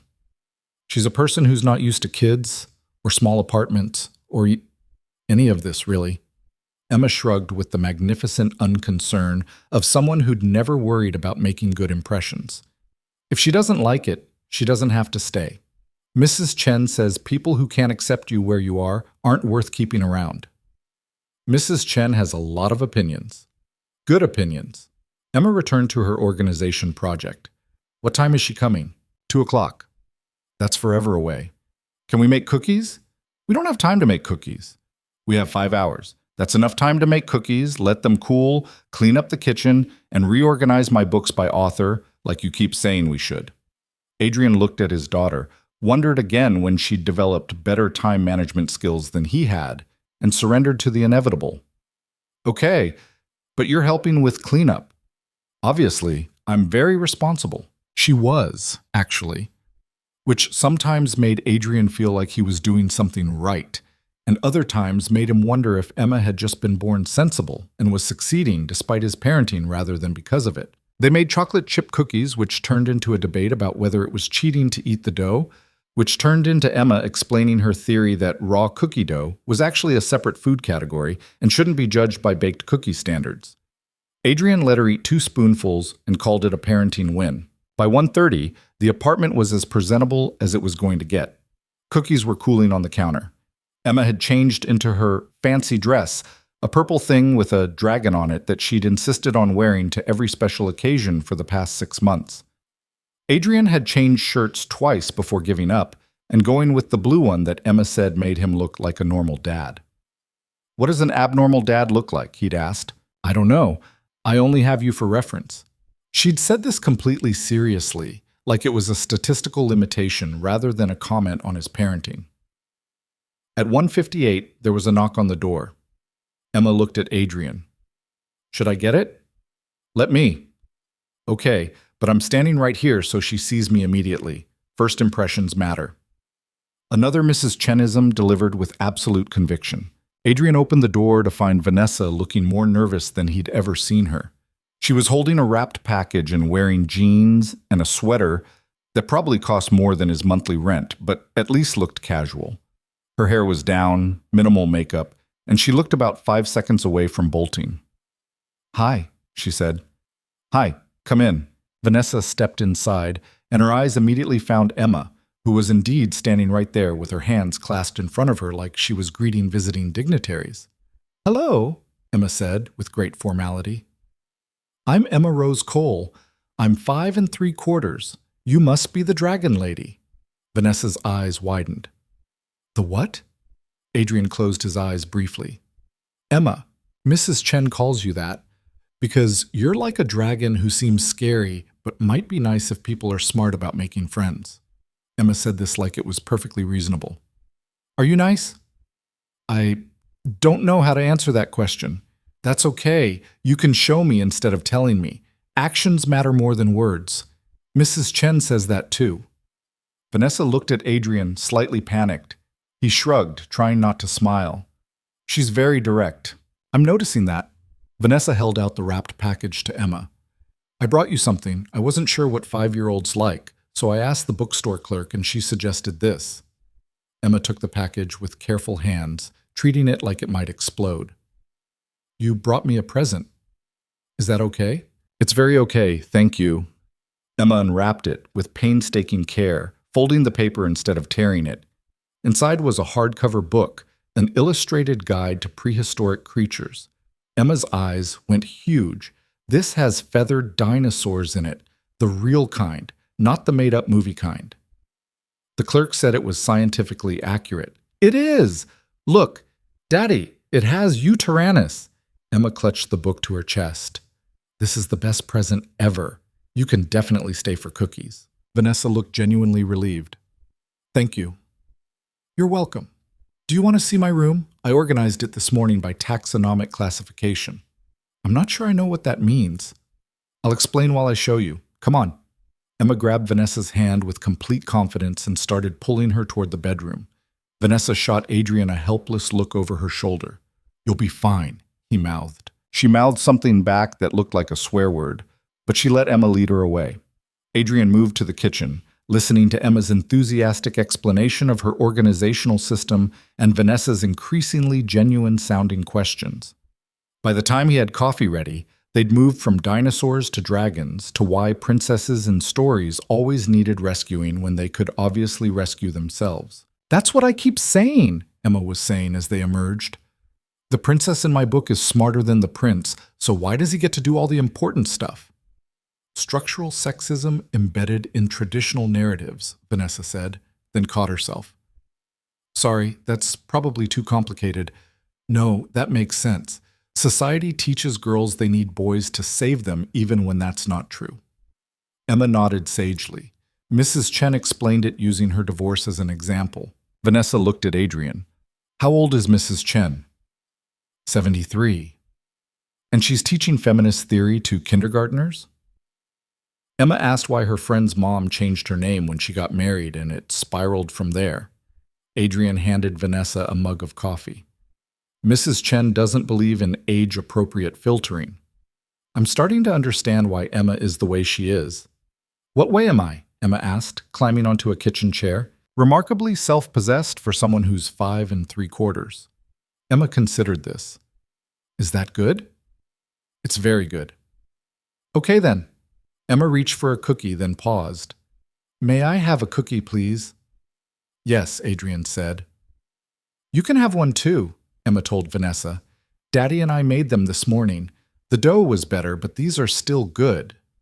Vanessa took a cookie, bit into it carefully, and nodded. These are excellent. Thank you. We're very good bakers. Emma swung her legs, studying Vanessa with open curiosity. Why are you friends with my daddy? Emma. No, it's okay. Vanessa set down her coffee mug. That's a fair question. I'm friends with your daddy because he's honest. A lot of people say what they think you want to hear, but your daddy says what he actually thinks, even when it's hard to hear. That's because lying is bad. It is, but most grown-ups do it anyway. Your daddy doesn't. He's pretty great, Emma agreed. Sometimes he's tired and grumpy, but he always shows up for my school stuff and he lets me explain dinosaurs even when he already knows about them. That's real love. Adrian felt his chest tighten. What? She looked at him with complete innocence. It's true. Mrs. Chen says love is showing up even when it's inconvenient. You show up all the time. Vanessa was watching this exchange with an expression Adrian couldn't quite read. Something soft and complicated, like she was seeing something she hadn't expected to find. Your daughter is remarkable, she said quietly. She gets that from her grandfather, and Mrs. Chen. And you, Vanessa said, whether you realize it or not. Emma finished her cookie and hopped down from the chair. Can we show Vanessa the park? The one with the good swings? If Vanessa wants to. They both looked at her. Vanessa hesitated, and Adrian could see her calculating escape routes, weighing whether this was too much domesticity too fast. Then something in her expression shifted. I'd like that, she said. The park was 3 blocks away, worn and familiar, with equipment that had seen better decades but was still functional. Emma made a beeline for the swings, leaving Adrian and Vanessa standing near a bench that had someone's initials carved into it. She's wonderful, Vanessa said, watching Emma pump her legs to gain height. She is, even when she's exhausting. Does she ask about her mother? Adrian had been expecting this question eventually. Sometimes, less now than she used to, I tell her the truth, that her mom loved her but couldn't be the parent she needed to be, that it wasn't Emma's fault, that some people make different choices, and that's okay. Is it okay? Has to be. Can't change it, so might as well accept it. Vanessa nodded slowly. You're very practical about heartbreak. Not practical, just experienced. Adrian shoved his hands in his pockets. You learn pretty quick that holding on to anger about things you can't change just poisons everything else. Better to let it go and focus on what you can control. I'm not sure I know how to do that. You're learning. Today's evidence of that. Today's me eating cookies with a 5-year-old. That's not exactly personal growth. You showed up knowing it would be uncomfortable. That's growth. Emma called out for them to watch her jump off the swing at maximum height. They both yelled for her to be careful. She jumped anyway, landed hard but didn't fall, and threw her arms up like she'd stuck an Olympic dismount. "I'm going to have a heart attack before she turns 6, Adrian muttered. Vanessa laughed, a real one, surprised and genuine. She's fearless. She doesn't know enough to be afraid yet. That's different from actual bravery. Is it? Sometimes I think real bravery is not knowing the risks and doing it anyway. Once you know what can go wrong, caution is just common sense. And you're always cautious.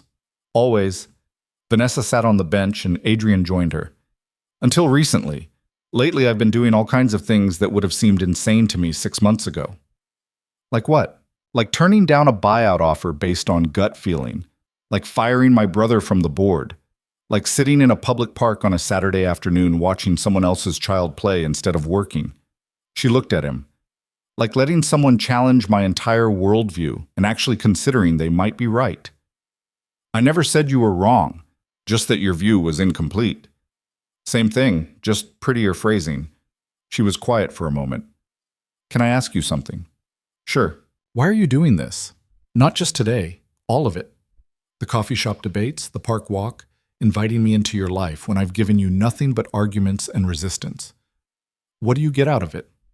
Adrian thought about how to answer that honestly. I see someone smart and capable who's trapped themselves in a worldview that's making them miserable. And I keep thinking, if I can help you see there's another way to live, maybe that's worth the effort. That's very altruistic. It's selfish too. Emma deserves to grow up seeing that people can change, that being hurt doesn't mean you have to stay defended forever. You're teaching her that whether you mean to or not. That's a lot of pressure to put on someone you've known for 2 months. You asked. I'm being honest. Vanessa shook her head, but she was smiling slightly. You're impossible. Yep. Emma ran over, breathless and grass-stained. There's a dog over there that looks exactly like a wolf.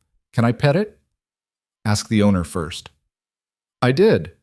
She said yes, but I wanted to check with you because you're paranoid about rabies. I'm cautious about rabies. There's a difference. Mrs. Chen says paranoid and cautious are the same thing with better PR. Emma was already heading toward the dog. I'll be careful. She ran off before Adrian could respond. He watched her approach the dog, some kind of husky mix, with appropriate caution, hand out for the dog to sniff first like he'd taught her. She quotes Mrs. Chen a lot, Vanessa observed. Mrs. Chen spends more time with her than I do most days. It's inevitable. Does that bother you? Used to. I felt like I was failing as a parent, like I should be able to do it all myself. Adrian watched Emma scratch the dog's ears while its owner smiled. But then I realized Emma having multiple adults who care about her is better than having one exhausted parent trying to be everything. So no, it doesn't bother me anymore. That's very mature of you. That's me finally getting over my ego enough to accept help. Vanessa was quiet for a long moment, watching Emma with the dog. I don't have anyone like that. No Mrs. Chen equivalent. No one who'd drop everything if I called at 6 in the morning. You called me at 6 in the morning. That's different. She stopped, searching for words. I don't know what you are, actually. Not a friend, not really. We barely know each other, but also more than an acquaintance. Does it need a label? I like labels. They're efficient. They're also limiting. Spoken like someone who's comfortable with ambiguity. I'm not comfortable with it.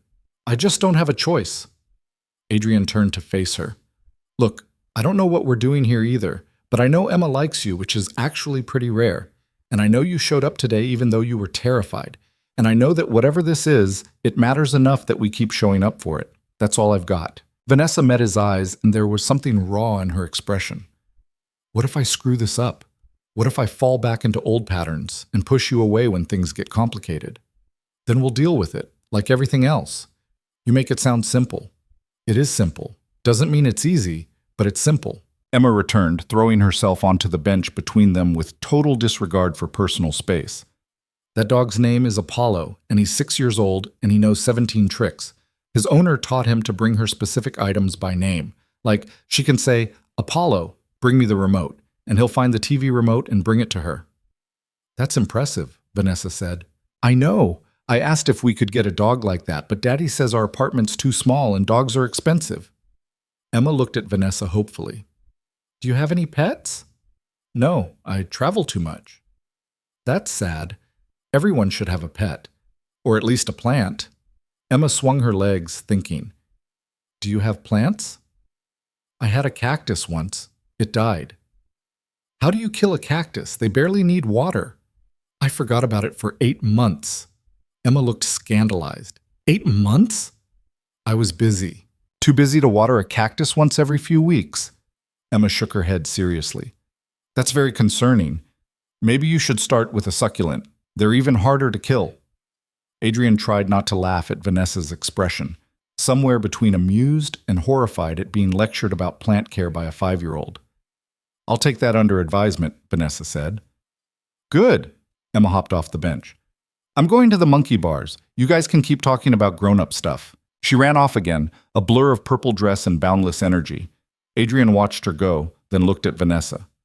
You okay? I think so. I'm not sure. This is very weird for me. What part? All of it. Sitting in a park, having normal conversations, being lectured about succulents. She paused. It's nice, but weird. Nice weird or bad weird? I don't know yet. They sat in comfortable silence, watching Emma navigate the monkey bars with more enthusiasm than skill. Other families populated the park. Parents pushing strollers, teenagers playing basketball badly, an elderly couple sharing a bench and a newspaper. I got a call from the FBI yesterday, Vanessa said suddenly. Adrian's attention snapped to her. What? They're investigating the company that tried to buy Hale Industries. Turns out they've been engaging in some creative accounting practices that cross several legal lines. She kept her eyes on Emma. If I'd accepted their offer, I would have been tangled up in a federal investigation right now. All my assets frozen, reputation destroyed, possibly facing charges as an accessory despite having no knowledge of their activities. Jesus. I know. My lawyer called it the luckiest near miss of my career. Vanessa finally looked at him. But it wasn't luck, it was gut feeling. The same instinct I've spent years training myself to ignore because it felt too much like emotion instead of strategy. What are you saying? I'm saying you were right, about me being so focused on preventing past pain that I couldn't see present reality. If I'd made that decision purely based on numbers and logic, like I always do, I'd be facing criminal prosecution right now. But I listened to the feeling that something was wrong, even though I couldn't articulate why. She smiled slightly. Turns out sometimes instinct knows things logic hasn't caught up to yet. Have you told the FBI about your suspicions? About them wanting to erase what you built? I told them everything. They're looking into whether the buyout attempt was part of their scheme to acquire legitimate-looking companies to hide their activities. Vanessa shook her head. My paranoia might actually have been pattern recognition this time. Not paranoia, just awareness. Maybe. She was quiet for a moment. I keep thinking about what would have happened if I hadn't met you. If you hadn't pushed back against my certainty that first night at the gala, I probably would have taken the offer just to prove I wasn't being sentimental about the company, and my life would be imploding right now. You don't know that. I do, actually. I know exactly how I think, and I know that 2 months ago I would have made the rational choice, the safe choice, the one that fit my worldview about people being predictably selfish. She looked at him directly. You changed that, by being consistently honest even when it was uncomfortable, by showing up even when I gave you every reason not to, by proving that maybe my pattern recognition was filtering out the exceptions. Adrian didn't know what to say to that. It felt too big, too much weight for a friendship that was barely formed. I didn't do anything special, he said finally. I just told you what I saw. That's exactly what was special. Everyone else in my life tells me what I want to hear or what serves their interests. You just told me the truth. Emma's voice cut through the moment. Daddy, Vanessa, come push me on the tire swing. It's the really big one and I need momentum. They both stood, the serious conversation shelving itself naturally. As they walked toward the tire swing, Vanessa spoke quietly. Thank you for today, for all of it. You already thanked me. I know, but I needed to say it again. Emma was already on the tire swing, gripping the chains with determination. Adrian took one side, Vanessa the other, and they pushed in tandem until Emma was shrieking with laughter and demanding they push higher. "This is terrifying," Vanessa said, watching Emma spin. "Welcome to parenting-adjacent activities. Everything's terrifying. How do you stand it?" "You learn to trust that most things don't end in disaster, and you accept that some things will, and you'll handle it when it happens." Vanessa shook her head, but she was smiling. "That's a terrible philosophy." "It's the only one that works." They pushed Emma until their arms hurt, and she finally declared herself satisfied. Then she wanted to show Vanessa the secret fort behind the maintenance shed, which turned out to be a gap between two bushes that maybe 3 kids could fit into comfortably. "This is where me and my friends have meetings," Emma explained with utmost seriousness. "We discuss important topics like whether teachers actually live at school or if they have houses like normal people." "What did you conclude?" Vanessa asked.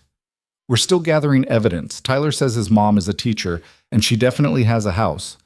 But we think that might be a cover story." "Very thorough investigative work." "Thank you, we take it seriously." By the time they headed back to the apartment, the sun was starting its evening descent. Emma walked between them, holding both their hands and narrating every interesting thing she saw. A pigeon with only 1 foot, a car that was the exact color of spinach, a dog that looked judgmental. Back at the apartment, Mrs. Chen was waiting on the steps with a covered dish. "I made too much chicken," she said, which was her standard excuse for bringing food. Her eyes landed on Vanessa, and something knowing flickered across her face. "You must be the dragon lady." Vanessa looked startled. "Does everyone call me that?" "Only the people who matter." Mrs. Chen handed the dish to Adrian. "Heat it at 350 for 20 minutes, and there's rice in the smaller container." "You're a saint." "I'm nosy, and I like to cook." "Not the same thing." She looked at Vanessa again, assessing. "You're less scary than I expected." "I'm not sure whether to be offended or relieved." "Relieved? Scary people don't get invited back." Mrs. Chen patted Emma's head. "Did you show her your dinosaur organization system?" "Yes, and she brought me a book about feathered dinosaurs with accurate scientific information." "Good. Intelligence and thoughtfulness. Promising traits." This was clearly directed at Adrian, who tried not to look embarrassed. "I'm going upstairs. Norman's making me watch that show about people renovating houses they can't afford. But if you need anything, you know where I am." She disappeared into the building before anyone could respond. Emma giggled. "She likes you," she told Vanessa. "She only insults people she likes." That's a very specific social code. Mrs. Chen is very specific about everything. It's part of her charm. Inside, Adrian heated the chicken while Emma showed Vanessa her collection of library books, most of which were about prehistoric creatures or dragons or some combination thereof. Vanessa sat on the floor, genuinely engaged, asking questions that weren't condescending or performative. They ate dinner at the kitchen table, Emma dominating the conversation with her theories about whether dragons could have existed if plate tectonics had worked differently.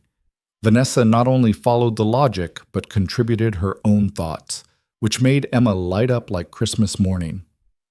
"You're smart," Emma declared. "Most grown-ups just smile and nod when I talk about science stuff. You actually understand it." "I had a good education." "It's not just education. Lots of educated people are still dumb about important things. You're actually smart." Emma said this like she was bestowing a significant honor. "You should come back next week." Vanessa glanced at Adrian, something uncertain in her eyes. "If that's okay with your dad?" "More than okay," Adrian said. "Then yes, I'd like that." Emma beamed. "Good. Next time we can work on the plant situation. I think you should start with a pothos. They're basically unkillable. I killed a cactus. That's why we're starting with something easier." After dinner, Emma started fading fast, the way kids did when they'd burn through their energy reserves. She insisted on showing Vanessa one last thing, her drawing of the princess and the dragon from weeks ago, now joined by several other drawings showing their continued adventures. "This one is them starting a bakery," Emma explained, pointing to a crayon masterpiece. "And this one is them fighting bad guys who try to steal the bakery's secret recipes. And this one is them being friends even when they disagree about stuff." Vanessa studied the drawings seriously. "These are wonderful. You're very talented." "Thank you." I'm going to be an artist scientist when I grow up, so I can draw dinosaurs accurately while also discovering new ones. That's an excellent career plan. I know. Adrian stepped in before Emma could launch into her detailed 5-year plan for paleontological illustration. Bedtime, Em. Say goodnight to Vanessa. Emma hugged Vanessa without hesitation, the kind of full-body hug she usually reserved for people she'd known her entire life. Thank you for coming, and for the book, and for being nice even though you're nervous. Vanessa looked surprised but hugged back carefully. Thank you for showing me your fort and your drawings and your organizational system. You're welcome. See you next week. Emma ran off to get ready for bed, leaving Adrian and Vanessa standing in the small living room. The apartment suddenly felt very quiet. She's special, Vanessa said softly. Yeah, she is. And you're doing an incredible job with her. I'm doing my best. Some days that's enough, some days it's not. Vanessa picked up her bag from where she'd set it by the door hours ago. I should go. You have bedtime routines and I don't know what I have actually, an empty apartment and work emails I've been ignoring all day. You could stay, just for a bit longer. Adrian surprised himself by saying it. Emma takes forever to fall asleep and I usually end up reading in here anyway. Vanessa hesitated, visibly weighing the offer. Okay, just for a bit. They ended up on the worn couch. Adrian with a book he wasn't really reading, and Vanessa with her phone that she kept not checking. Emma's voice drifted from the bedroom, reading aloud to her stuffed animals in a tone that suggested they weren't being attentive enough students. This is nice, Vanessa said eventually. Quiet. Normal. This is my every night. Gets boring after a while. I don't think so. I think I've been confusing excitement with fulfillment for a very long time. She set down her phone. My apartment is 3 times this size and I hate being there. It's just expensive furniture and silence. You could change that. How? Get a dog, or a plant that you actually water. Invite people over. Stop treating your home like a hotel you're just passing through. That requires having people to invite. You have me, and Emma, by extension, and presumably other people from your life who'd show up if you asked. Vanessa shook her head. I've spent years keeping people at a distance. Can't exactly reverse that overnight. No, but you can start, one person at a time. She looked at him, and there was something vulnerable in her expression that she didn't try to hide. Is that what we're doing? Starting? I think so, if you want. I do, which is terrifying. Welcome to uncertainty. It's uncomfortable, but you get used to it. Do you? Not really, but you learn to function anyway. Emma's reading voice had gone quiet, replaced by the softer sounds of settling in for sleep. Adrian should have gone to check on her, but he didn't want to break whatever moment this was. I have a board meeting on Tuesday, Vanessa said quietly. First one since the FBI investigation became public knowledge. Half the board wants me to step down temporarily to avoid the appearance of impropriety, even though I'm not under investigation and had nothing to do with the attempted buyer's criminal activity. What are you going to do? Stand my ground? Refuse to step down? Probably make some enemies in the process. She smiled slightly. Your influence. 6 months ago, I would have stepped down just to avoid conflict. Now I'm learning that sometimes conflict is necessary. Proud of you. Don't be. I haven't done it yet. I might cave when they start applying pressure. You won't. How do you know? Because you turned down $20 million and fired your brother in the same week. If you can do that, you can handle a board meeting. Vanessa laughed softly. When you put it that way, it does sound manageable. They sat in comfortable silence until Adrian finally stood to check on Emma. She was asleep, sprawled across the bed in a position that looked deeply uncomfortable but apparently worked for her. He pulled the blanket up, moved the stuffed triceratops closer, and stood there for a moment watching her breathe. This life wasn't what he'd planned, wasn't what anyone would have designed on purpose, but it was his, and it was real, and it was enough. When he returned to the living room, Vanessa was standing by the door with her bag. I should really go this time, she said. Yeah, probably. Thank you for today, for letting me into this.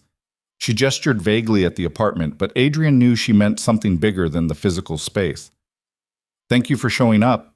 I know it wasn't easy. It was easier than I expected, which is almost more terrifying. She hesitated, then spoke quickly like she was forcing the words out before she could stop herself. Can I call you? After the board meeting? I think I'll need someone to talk to who isn't invested in the outcome. Of course. Anytime. Okay. Good. She opened the door, then paused one more time. Adrian, you were right. About people being more complicated than patterns. About me filtering out the exceptions. About all of it. I wasn't right about all of it, just some of it. That's more than anyone else has managed. A small smile. See you next week? Same time, same place? Bring Emma. I want to hear more about her artist-scientist career plan. Then she was gone, footsteps echoing down the stairwell until the building door closed behind her. Adrian stood in the doorway for a moment, feeling like something significant had shifted, even though he couldn't quite name what. Mrs. Chen's door opened a crack. She's good for you, she said without preamble. I thought you were watching your renovation show. Norman fell asleep 20 minutes ago. I was reading. She studied him. You're good for her too. She needs someone who doesn't let her get away with her defensive nonsense. I don't think it's nonsense. I think it's self-protection. Same thing, just kinder phrasing. Mrs. Chen smiled. Emma likes her. That's all that matters. There's more that matters than Emma's opinion. Not really. Children see people clearly. Adults just complicate things with strategy and fear. She started closing her door. Heat up the leftovers for your lunch tomorrow. And tell Vanessa the pothos idea is good. Very hard to kill. Perfect starter plant. The door clicked shut before Adrian could point out that she'd been eavesdropping shamelessly. Not that it mattered. Mrs. Chen knew everything that happened in this building within hours of it happening. It was both invasive and oddly comforting. Adrian cleaned up the kitchen, put away the leftovers, and stood at the window looking out at the city lights. Somewhere out there, Vanessa was probably already back to checking work emails, rebuilding the walls she'd let down for a few hours. But she'd shown up. She'd sat on the floor with Emma. She'd eaten Mrs. Chen's chicken and talked about dragons and admitted she was terrified of whatever they were building. That was progress. Messy, uncertain, imperfect progress. But progress nonetheless. And for tonight, that was enough. Tuesday came with the kind of rain that made the city feel smaller and grayer. Adrian was restocking champagne bottles in the hotel's back storage room when his phone buzzed. Vanessa's name on the screen. Board meeting in 20 minutes. Absolutely terrified. Is this what normal people feel all the time? He smiled despite the context. Yes. Welcome to being human. You'll be fine. That's not reassuring. Wasn't meant to be reassuring. Was meant to be honest. 3 dots appeared, disappeared, appeared again. Thank you. I'll call you after. Adrian slid the phone back into his pocket and returned to work, trying not to think about Vanessa sitting in some conference room full of people questioning her judgment. She'd be fine. She was smart, prepared, and finally angry enough to fight back instead of retreating into defensive certainty. Probably. The call came 4 hours later, right as Adrian was leaving his shift. He answered before the second ring. How'd it go? Silence. Then a shaky breath that might have been a laugh or might have been something else. I didn't cave, Vanessa said finally. They pushed, hard, told me I was being unreasonable, that temporarily stepping down was the responsible choice, that my stubbornness was putting the company at risk. And I told them no. Good. Marcus showed up, not as a board member anymore, just as a shareholder. He stood up in the middle of the meeting and said I was emotionally compromised and unfit to lead, that my recent decisions proved I'd lost my objectivity. Adrian felt his jaw tighten. What'd you say? I said my recent decisions saved the company from being entangled in a federal investigation, and his recent decisions lost him his board seat. Then I asked if he had anything else to contribute, or if he was just wasting everyone's time. A pause. He left. Told me I'd regret this, that I was destroying everything our father built. Your father destroyed what your father built. You built something completely different. That's what I told him, almost word for word, actually. Vanessa's voice steadied slightly. The board voted, 7-3 in my favor. I keep my position, no temporary leave, no restrictions on decision-making authority. It's over. You did it. I did it. She sounded stunned. I actually stood my ground and won. Told you. You did. I didn't believe you, but you told me anyway. A longer pause. Can I see you? I know it's Tuesday and you probably have Emma in a routine, but I really need to, I don't know, talk to someone who isn't celebrating this as a business victory. Adrian checked his watch. Mrs. Chen had Emma for another 2 hours. Where are you? My office, but I can meet you anywhere. Stay there. I'll come to you. The address she texted him was in Midtown, a building that screamed money and power from the marble lobby to the security desk that required 3 forms of ID before letting him up. The elevator was the kind that moved so smoothly you barely felt it, opening onto the 42nd floor with a quiet chime. Hale Industries occupied the entire floor. Glass walls, modern furniture, the kind of calculated minimalism that suggested someone had been paid a lot of money to make it look this effortless. A receptionist who'd clearly been crying recently directed Adrian to Vanessa's office at the far end. He found her standing at floor-to-ceiling windows, looking out at the city below. She'd changed out of whatever power suit she'd worn to the meeting into jeans and a sweater, hair down, shoes off. The contrast between the corporate office and her casual appearance was jarring. "You came," she said without turning around. "You asked." "I know, but I thought you might reconsider. This is pretty far outside your usual territory." Adrian looked around the office. Massive desk, leather furniture, art that was probably worth more than his annual salary. "Yeah, this is definitely different from my apartment." "Does it bother you?" "Why would it bother me?" "Because it's a very visible reminder that we exist in completely different worlds, that I have resources and power you'll never have access to." She finally turned to face him. "That the gap between us is wider than Saturday afternoons in the park can bridge. Is that what you think?" "I think it's objective reality." Adrian moved closer, hands in his pockets. "You know what I see when I look at this office? Someone who built something impressive out of literally nothing. Someone who took pain and betrayal and turned it into something legitimate and successful. That's not a gap between us. That's just different context for the same basic truth. Which is that you show up and do the work, even when it's hard, same as me, same as anyone trying to build something worth keeping." Vanessa's expression cracked slightly. "I fired 3 people today." Adrian waited. "After the board meeting, I reviewed the files my CFO left behind when he quit. Found evidence that he'd been feeding proprietary information to competitors for 18 months. Not enough to constitute criminal activity, but enough to violate every ethical boundary imaginable." She moved to her desk, sat on the edge of it. "So I fired him for cause, which means no severance, no references, and I'm pursuing legal action for breach of contract. Then I fired his 2 assistants who were complicit. All 3 of them gone by 4 p.m.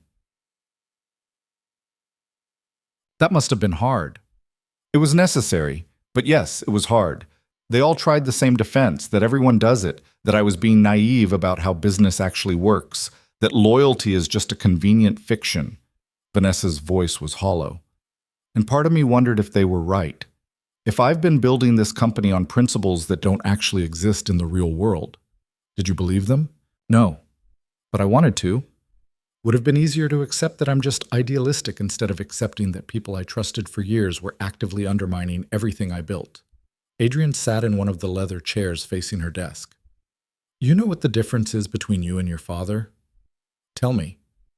"When he found out people were corrupt, he joined them. When you found out, you fired them. That's not idealism. That's integrity."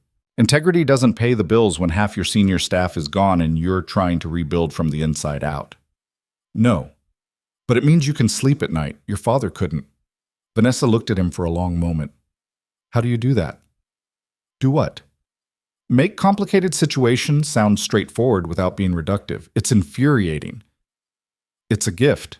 A small smile finally broke through. "It is, actually."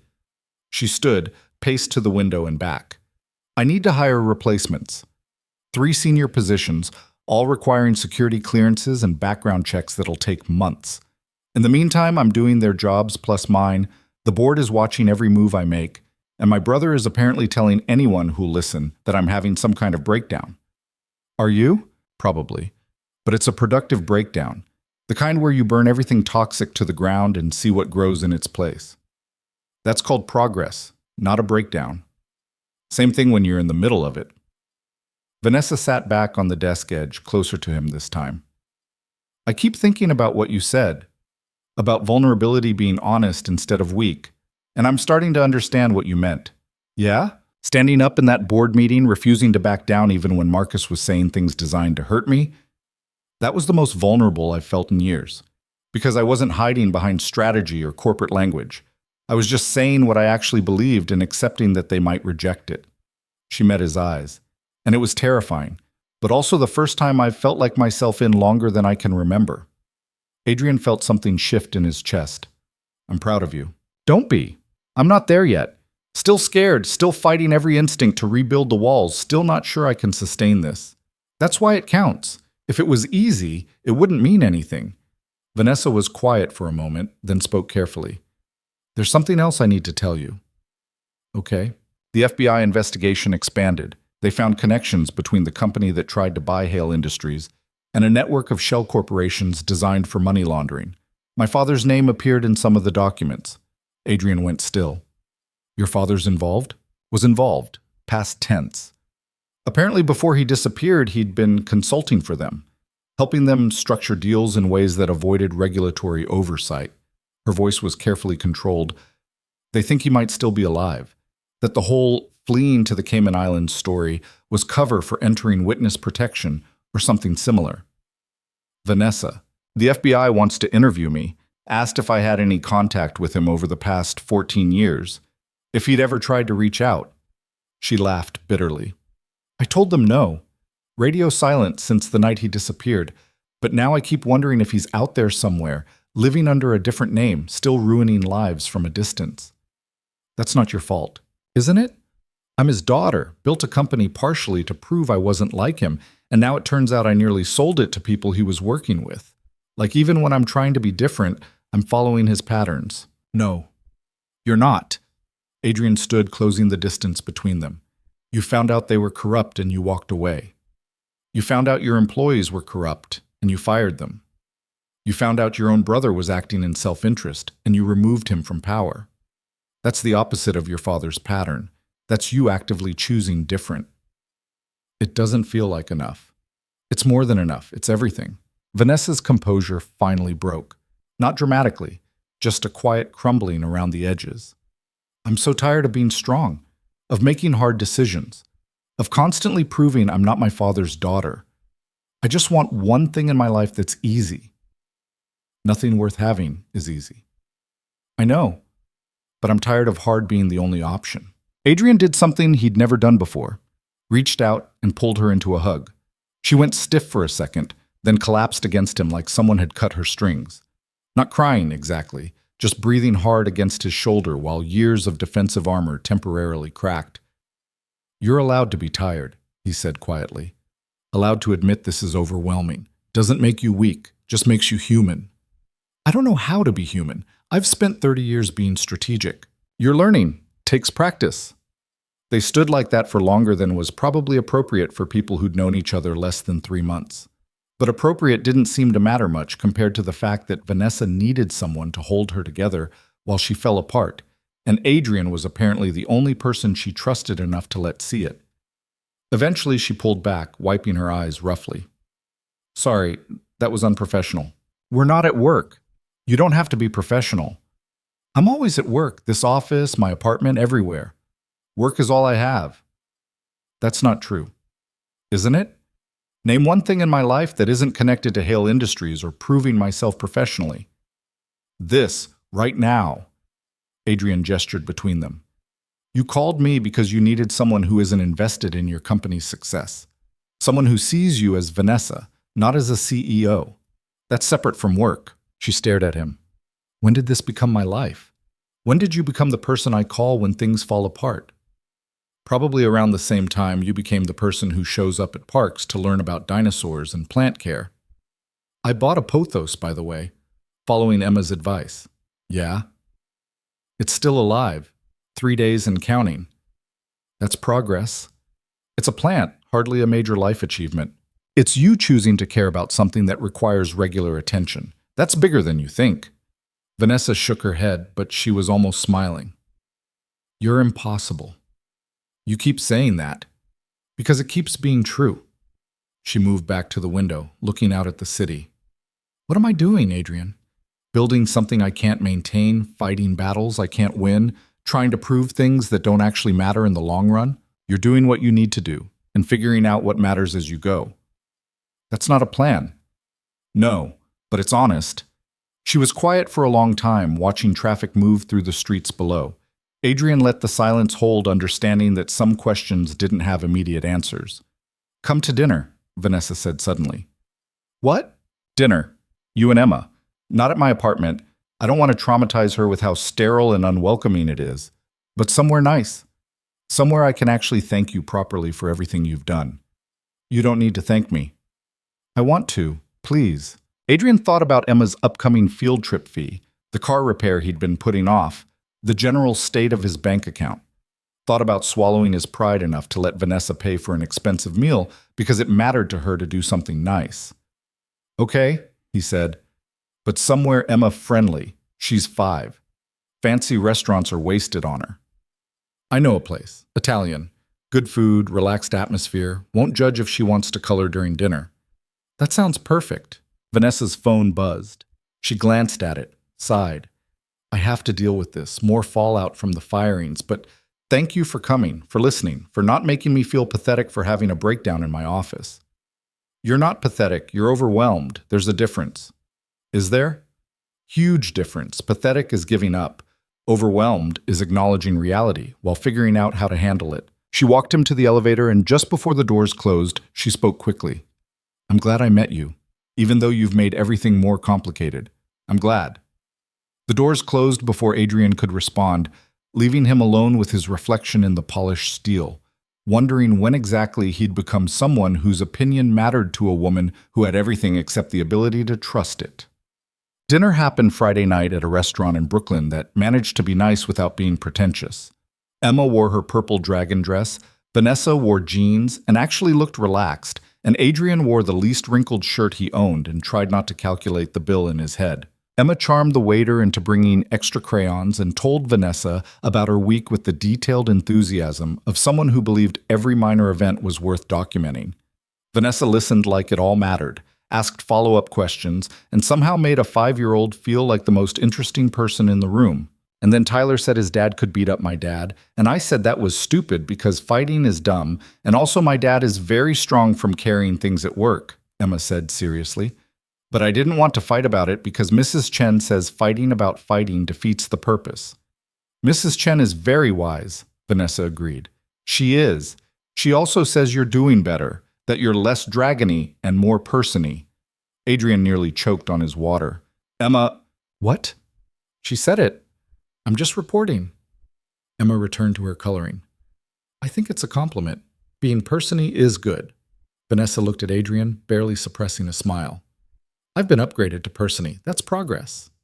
Significant progress. They made it through dinner without incident, Emma alternating between eating and explaining her latest dinosaur theory, Vanessa engaging genuinely instead of performatively. When the check came, Adrian didn't fight when Vanessa grabbed it immediately. My invitation, my treat, she said. And before you argue about pride or independence, remember that I just saved $17 million by not selling my company to criminals. I can afford pasta. When you put it that way. Outside, the evening had cooled into something almost comfortable. Emma walked ahead, pointing out interesting things. A dog that looked like a mop. A restaurant with a neon sign shaped like a fish. A man doing magic tricks for spare change. She's wonderful, Vanessa said quietly. You've done an amazing job with her. Some days I have no idea what I'm doing. That's called parenting, and apparently life in general. They walked Emma back to the subway station, where Mrs. Chen was waiting to take her home for a sleepover so Adrian could pick up a late shift. Emma hugged Vanessa goodbye without prompting, thanked her for dinner with unprompted politeness, and skipped off with Mrs. Chen while discussing whether fish had feelings. Leaving Adrian and Vanessa standing on a Brooklyn street corner, suddenly without the buffer of a 5-year-old's energy. I should go, Vanessa said, not moving. Yeah, thank you for tonight, for bringing Emma, for being so patient with all of this. This? Me. Figuring out how to be less defended. It's messier than I expected. Most things are, she smiled. There's that brutal honesty again. You asked for it, repeatedly. I did. Vanessa hesitated, then spoke carefully. Can I ask you something? And will you answer honestly, even if it's uncomfortable? Always. Do you think people can actually change? Not just modify behavior or develop better coping mechanisms, but fundamentally change who they are at their core? Adrian thought about this seriously. I think people can change their patterns, can learn different ways of responding to the world. But core personality? That probably stays pretty consistent. You'll probably always be someone who sees patterns and calculates risk. I'll probably always be someone who trusts too easily and hopes for the best despite evidence. The question isn't whether we change completely, it's whether we can moderate our extremes enough to live better. That's not very optimistic. It's realistic, but it also means you don't have to become a completely different person, just a less defended version of who you already are. Vanessa absorbed this. What if the defended version is all I know how to be? Then you practice being undefended in small doses until it gets easier. Like tonight, dinner with a 5-year-old, casual conversation. No strategy required. That's practice. It was nice. Good.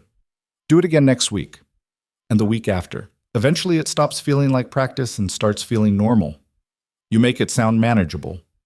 It is manageable. Just takes time. They stood in comfortable silence, the city moving around them in its usual rhythm. A couple argued in Spanish outside a bodega. A teenager skateboarded past, narrowly avoiding a woman walking 3 dogs. Life continuing regardless of individual revelations. I have to tell you something, Vanessa said suddenly, and I need you to let me finish before you respond. Adrian felt his stomach tighten slightly. Okay. When I met you at that gala, I thought you were naive. Thought your optimism about human nature was just inexperience dressed up as philosophy. I plan to prove you wrong, conclusively, and move on feeling validated in my worldview. She looked at him directly. But you didn't let me dismiss you. You pushed back every time I tried to reduce people to simple categories. And slowly, you made me realize that my certainty wasn't protection. It was prison. That I'd spent years confusing defensive isolation with safety. Adrian didn't interrupt. These past 2 months have been the hardest and best of my adult life. Hard because you've challenged everything I built my identity around. Best because for the first time since I was 16, I'm not constantly waiting for betrayal. I'm not filtering every interaction through past pain. She took a breath. And I'm terrified because I don't know how to maintain this. Don't know how to keep being this open without eventually getting hurt again. You probably will get hurt again, Adrian said quietly. That's what happens when you let people in. But you'll also get everything that comes with actual connection, which is worth the risk. Is it? I think so. But that's a choice only you can make. Vanessa nodded slowly. I'm choosing to try. Not perfectly, not without setbacks, but genuinely trying to believe people are more complicated than my patterns suggest. That's all anyone can do. It's terrifying. Yeah, but so is everything worth doing. She smiled, and it was the most unguarded expression he'd seen from her. Thank you. For not giving up on me when I gave you every reason to, for seeing past the armor, for being consistently, annoyingly honest, even when I didn't want to hear it. You're welcome. I should really go this time. I have an early meeting and you have a shift. Yeah, neither of them moved. The moment stretched, hovering on the edge of something neither was quite ready to define. Then Vanessa leaned forward, kissed his cheek quickly, and stepped back before he could respond. See you next week, she said. Same time, same place? With Emma? If you want. I do. She started backing toward the subway entrance. Good night, Adrian. Good night. He watched her disappear down the stairs, feeling like something fundamental had shifted, even though nothing explicitly changed. They were still just 2 people figuring out how to be friends across very different contexts, still learning how to trust without guarantees, still choosing to show up despite uncertainty. But maybe that was enough. Maybe the point wasn't achieving some perfect resolution where everything made sense and risks disappeared. Maybe the point was just choosing connection over isolation, vulnerability over defense, honest messiness over safe loneliness. Adrian's phone buzzed.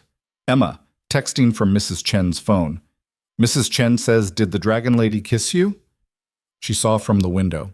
She's very nosy. He smiled despite himself. Tell Mrs. Chen she's right. She is very nosy.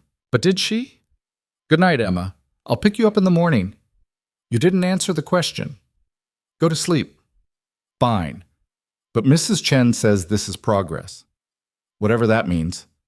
Adrian pocketed his phone and headed toward the subway. Progress. That was one word for it.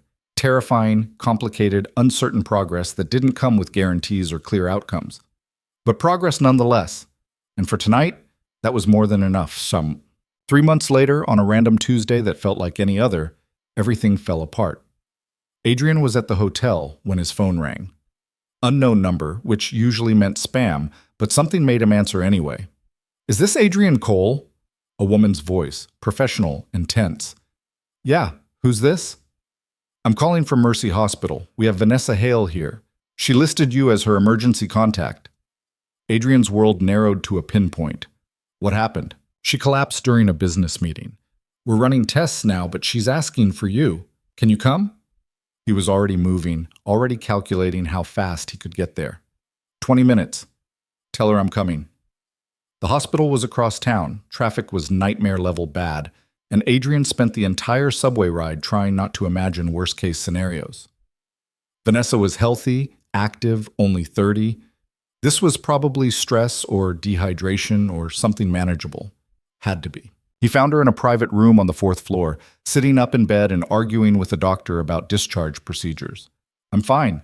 The tests were precautionary. There's no reason to keep me here. Ms. Hale, you collapsed and were unconscious for 40 seconds. That's not nothing. It was low blood sugar. I haven't eaten since yesterday morning. It was a panic attack severe enough to cause syncope, the doctor corrected patiently, which suggests you're under considerable stress and not managing it well. Vanessa saw Adrian in the doorway, and her expression shifted. Relief, then embarrassment, then something more complicated. You came. You called. Adrian looked at the doctor. Can I talk to her? Please do. Maybe you can convince her that ignoring her health isn't a sustainable business strategy.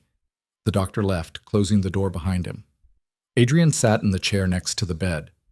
A panic attack? Apparently. I thought I was having a heart attack. Turned out I was just having the emotional breakdown I've been postponing for 3 months. Vanessa's laugh was hollow. Very efficient. Got it done in 40 seconds instead of drawing it out. Vanessa, I'm fine. Really. Just overworked and underfed, and apparently my body decided to force the issue. She pulled at the hospital bracelet on her wrist. This is humiliating. This is your body telling you something important. My body can shut up. I have meetings. Adrian just looked at her until she deflated slightly. I know I'm working too much. I know replacing 3 senior staff while dealing with FBI investigations and board oversight and my brother's public smear campaign is unsustainable. I know all of it. Her voice cracked. But I don't know how to stop. Don't know how to do less without everything falling apart. Everything's already falling apart.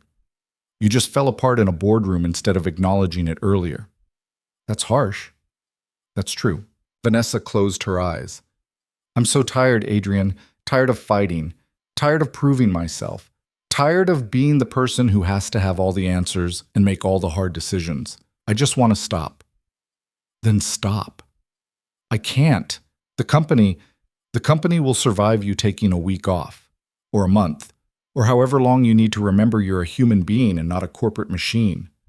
I don't know how to take time off. Don't know what I'd even do with it. Adrian pulled out his phone, sent a quick text to Mrs. Chen. You're going to come stay with me and Emma for a few days. Doctor's orders are complete rest. No work, no emails, no board meetings. Just sleep and food and remembering what normal life feels like. I can't impose. You're not imposing. You're accepting help. There's a difference. Your apartment is barely big enough for you and Emma. You can have the couch. It's surprisingly comfortable once you get used to the spring in the middle. Vanessa stared at him. You're serious. Completely serious. You listed me as your emergency contact. That means I get to make executive decisions when you collapse in boardrooms. I didn't collapse. I had a momentary loss of consciousness. Semantics. Adrian stood. I'm going to talk to your doctor about discharge.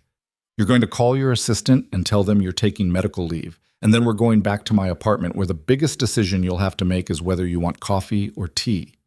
This is insane. This is necessary. You're running on empty, and you know it. The doctor agreed to discharge her with strict instructions for rest and stress management.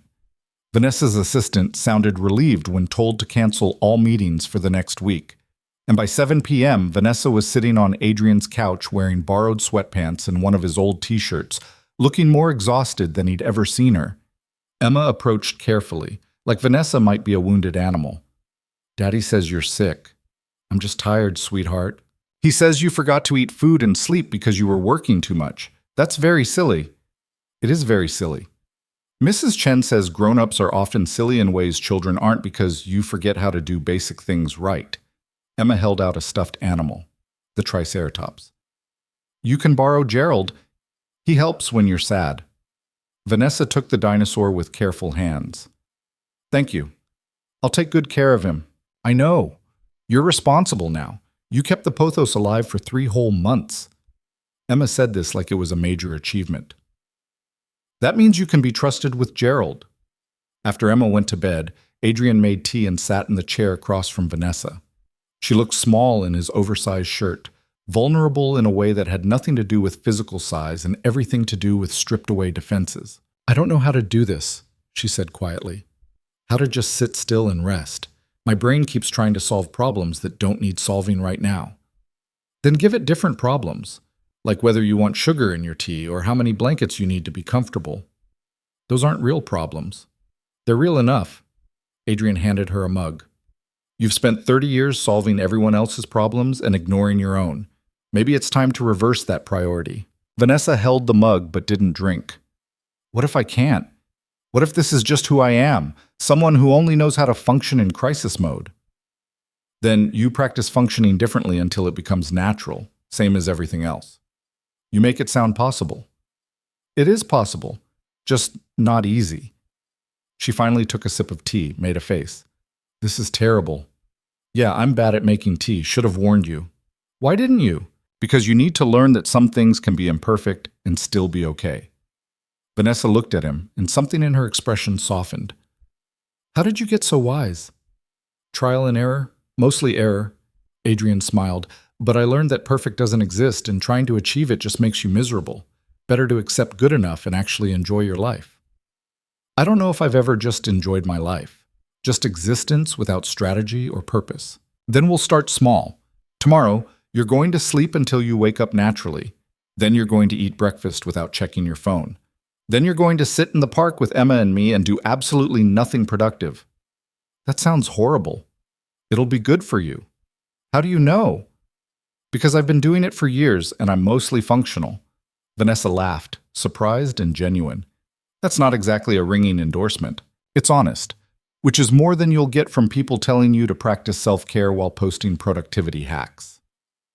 They sat in comfortable silence, the apartment settling into its nighttime quiet. Outside, the city hummed along. Inside, 2 people who'd started as strangers were learning what it meant to show up for each other without pretense or strategy.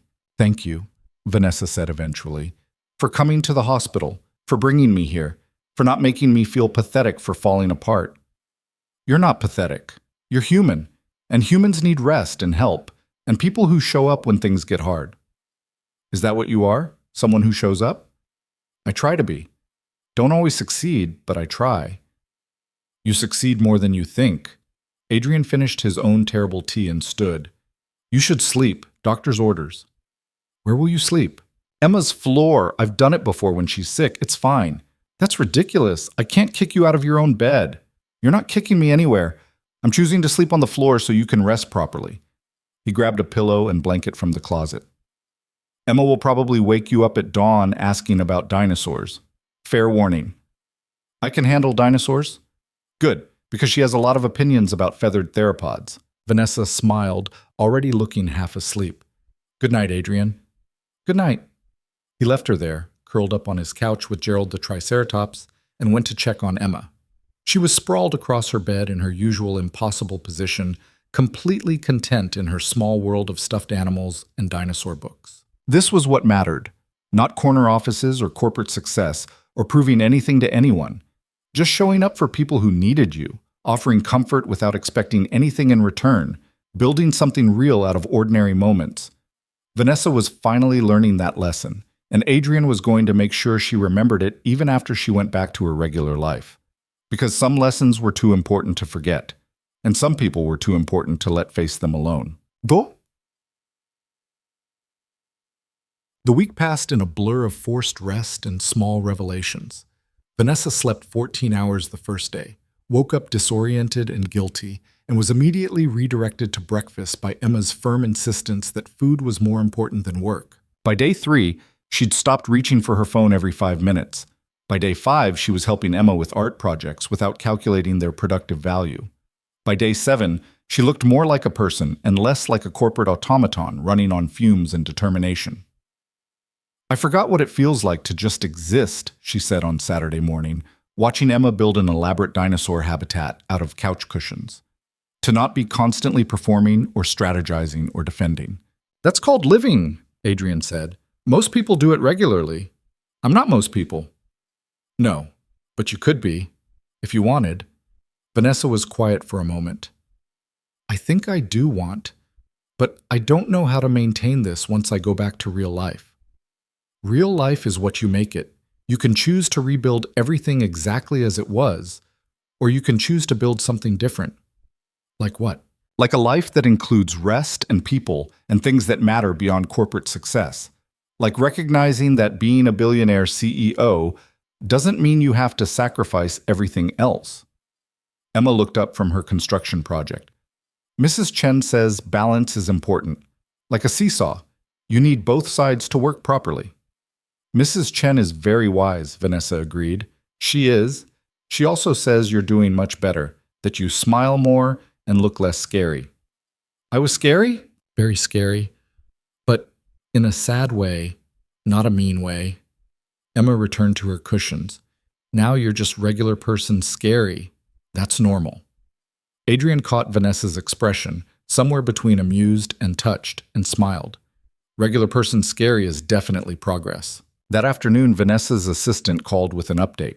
The company was running smoothly without her. The interim management team she'd put in place was handling everything competently. The world hadn't ended because she took a week off. "That's almost insulting," Vanessa said after hanging up. "I nearly kill myself maintaining everything, and it turns out they're fine without me." "That's called good delegation," Adrian pointed out, "and proof that you don't have to carry everything alone." "Intellectually, I know that. Emotionally, it feels like I'm not needed." Being needed and being necessary are different things. You're absolutely necessary. You built the systems, hired the right people, created the structure, but day-to-day operations don't require your constant intervention. That's good leadership, not irrelevance. Vanessa absorbed this slowly. "I've spent so long equating my value with my indispensability. If I'm not needed every minute, what's my purpose?" "Your purpose is whatever you decide it is, not whatever others need from you." "That's terrifying." "Most freedom is." Sunday morning, Vanessa's brother called. Adrian was in the kitchen when he heard her voice go cold and clipped. "No, Marcus, I'm not reconsidering. No, I don't care what the shareholders think. No, you cannot." A pause. "That's completely inappropriate and you know it. I'm hanging up now." She did, then sat staring at her phone like it might bite her. "Everything okay?" Adrian asked. "Marcus wants to call an emergency shareholder meeting to vote me out as CEO. Claims my medical leave proves I'm unfit to lead." Her voice was flat, carefully controlled. "He's using my collapse as evidence that I'm too emotionally unstable to run the company." Adrian felt anger flare hot and immediate. "That's garbage. That's strategic, and possibly effective." Vanessa set down the phone. "If he gets enough shareholder support, he can force a vote. And if the vote goes against me, I lose everything I built." "Can he actually do that?" "Legally? Yes. Practically? Depends on how many people he's convinced that I'm a liability." She looked at Adrian. "I should go back. Handle this before it escalates. Or you could trust your team to handle it while you finish recovering." "I can't risk." "You can't risk what? Having other people fight for you? Accepting that you've built something strong enough to withstand one person's attack?" Adrian sat across from her. "This is exactly what Marcus wants, for you to panic, cut short your recovery, and prove his point that you're too reactive and unstable. Vanessa's jaw tightened. So what do I do? You finish your week, you trust the people you hired to defend the company, and you show up next Monday rested and clear-headed instead of half-broken and desperate. He held her gaze. You prove he's wrong by being stronger than he expects, not by playing into his narrative. That's a huge risk. Everything's a risk. The question is which risk serves you better. She stared at him for a long moment, then picked up her phone and sent a quick email to her assistant. I've authorized the legal team to respond to any shareholder meeting requests, and I've instructed them to make it clear that I'm on approved medical leave, fully intend to return, and any claims of instability are defamatory. Good. It doesn't feel good. It feels like I'm being passive while my brother tries to destroy everything I built. You're not being passive. You're being strategic. Reacting immediately would be passive, letting his actions control yours. This is active choice to respond on your terms, not his. Vanessa nodded slowly, but Adrian could see the tension in her shoulders, the effort it took to not immediately jump into crisis mode. This was what change looked like, not smooth or easy, just determined effort to do something different despite every instinct screaming otherwise. Emma wandered over, still holding Gerald.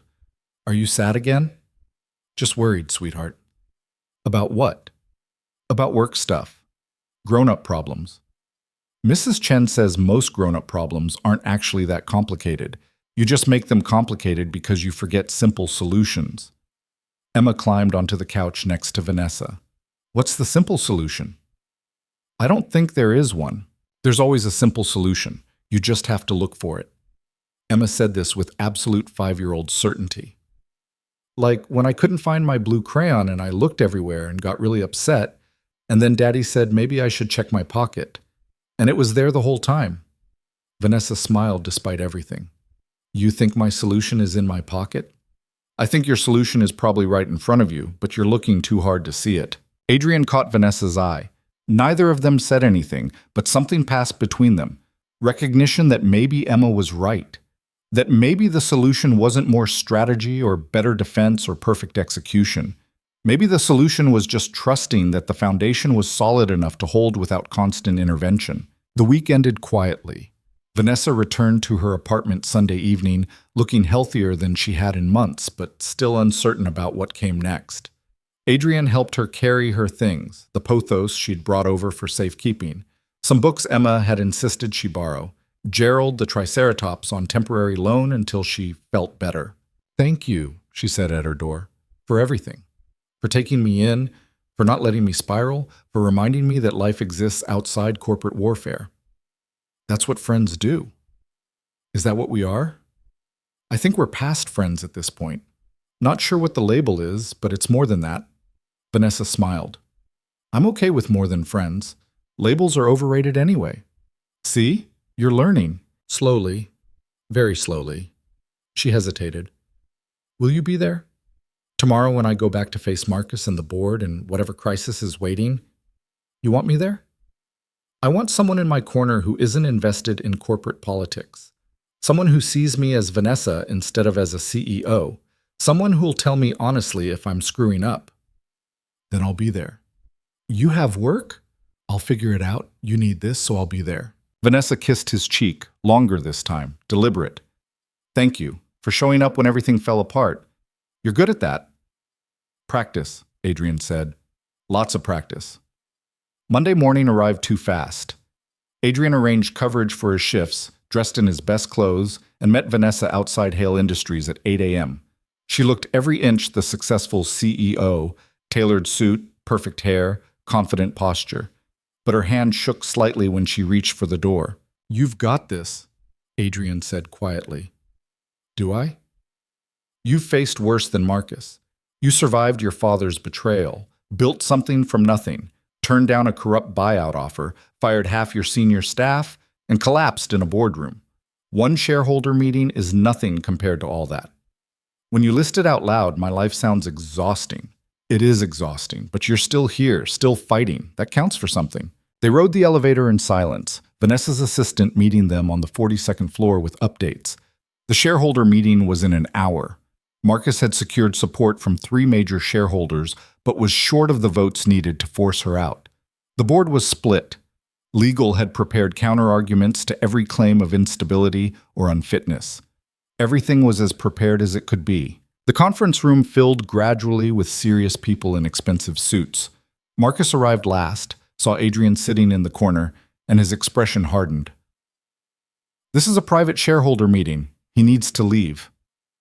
"He's here as my guest," Vanessa said calmly, "and as someone with insight into recent events affecting my health and decision-making capacity. If you're going to make claims about my stability, I want someone present who can speak to actual facts. This is highly irregular. So is using your sister's medical emergency as ammunition for a corporate coup. But here we are." The meeting started badly and got worse. Marcus presented his case. Vanessa's recent decisions showed emotional instability. Her collapse proved she couldn't handle the pressure.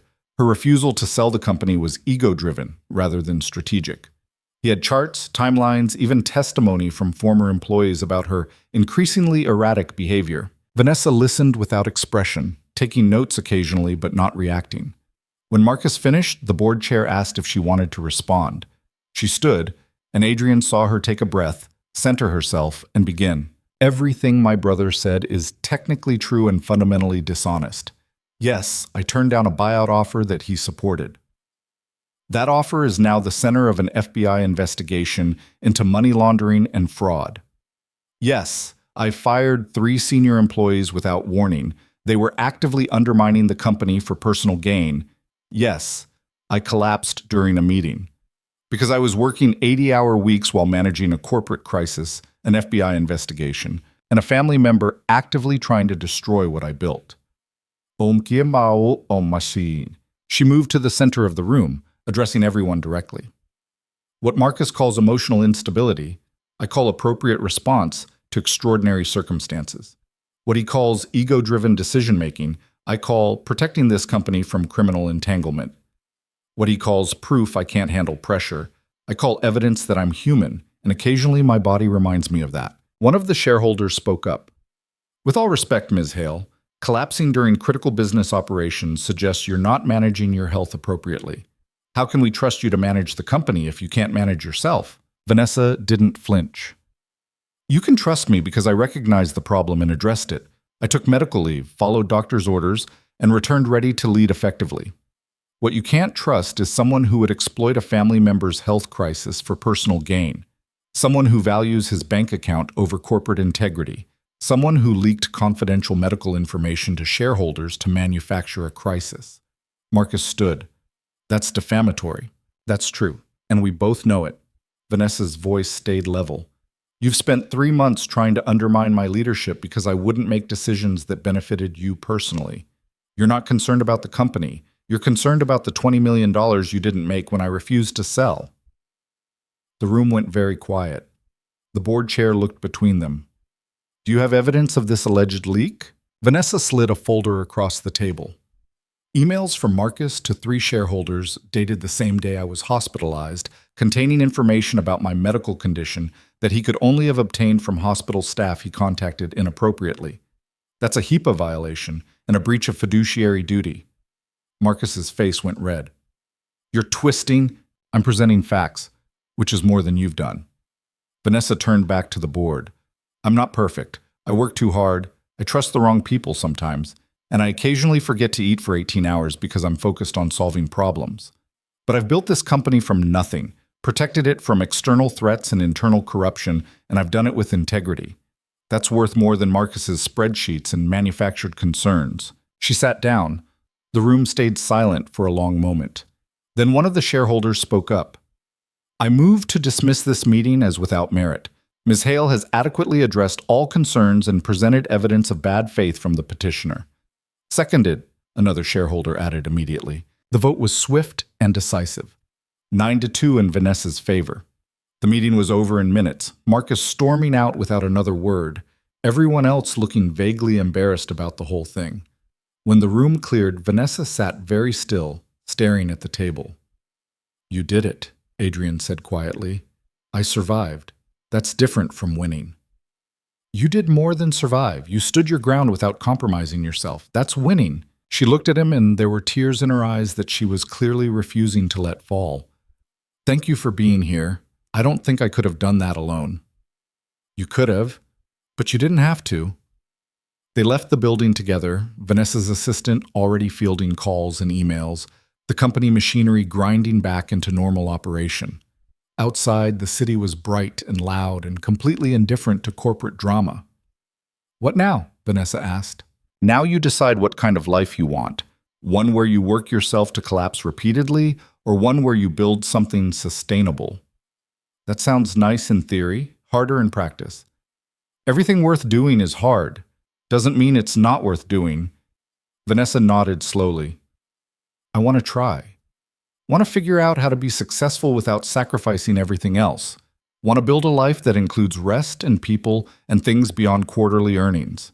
Then do it, one choice at a time. She smiled, and it was genuine and unguarded. One choice at a time, I can manage that. They walked together toward the subway, two people who'd started as strangers arguing about human nature and had somehow become whatever this was, deeper than friendship, not quite defined, built on honesty and showing up and refusing to let each other face things alone. Emma was waiting when they got back to the apartment, already making plans for Vanessa's next visit and explaining her new theory about whether pterosaurs should be classified with dinosaurs or separately. Mrs. Chen appeared with food and knowing looks and absolutely no shame about her blatant matchmaking, and Vanessa sat on Adrian's worn couch, eating dumplings and discussing prehistoric taxonomy with a 5-year-old, looking more content than a billionaire CEO probably should in a third-floor walk-up with questionable plumbing. Because this was what mattered. Not corner offices or shareholder meetings or proving anything to anyone. Just showing up, being honest, letting people in despite the risk. Vanessa had spent 30 years learning to protect herself from pain. Now she was learning that protection wasn't the same as living, that walls kept out hurt but also kept out everything worth having. It wasn't a perfect transformation. She still worked too much, still defaulted to defensive positions, still struggled with trust and vulnerability. But she was trying, genuinely, imperfectly trying to build something better.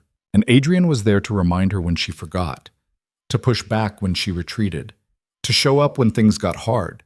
Because that's what people did when they cared about each other.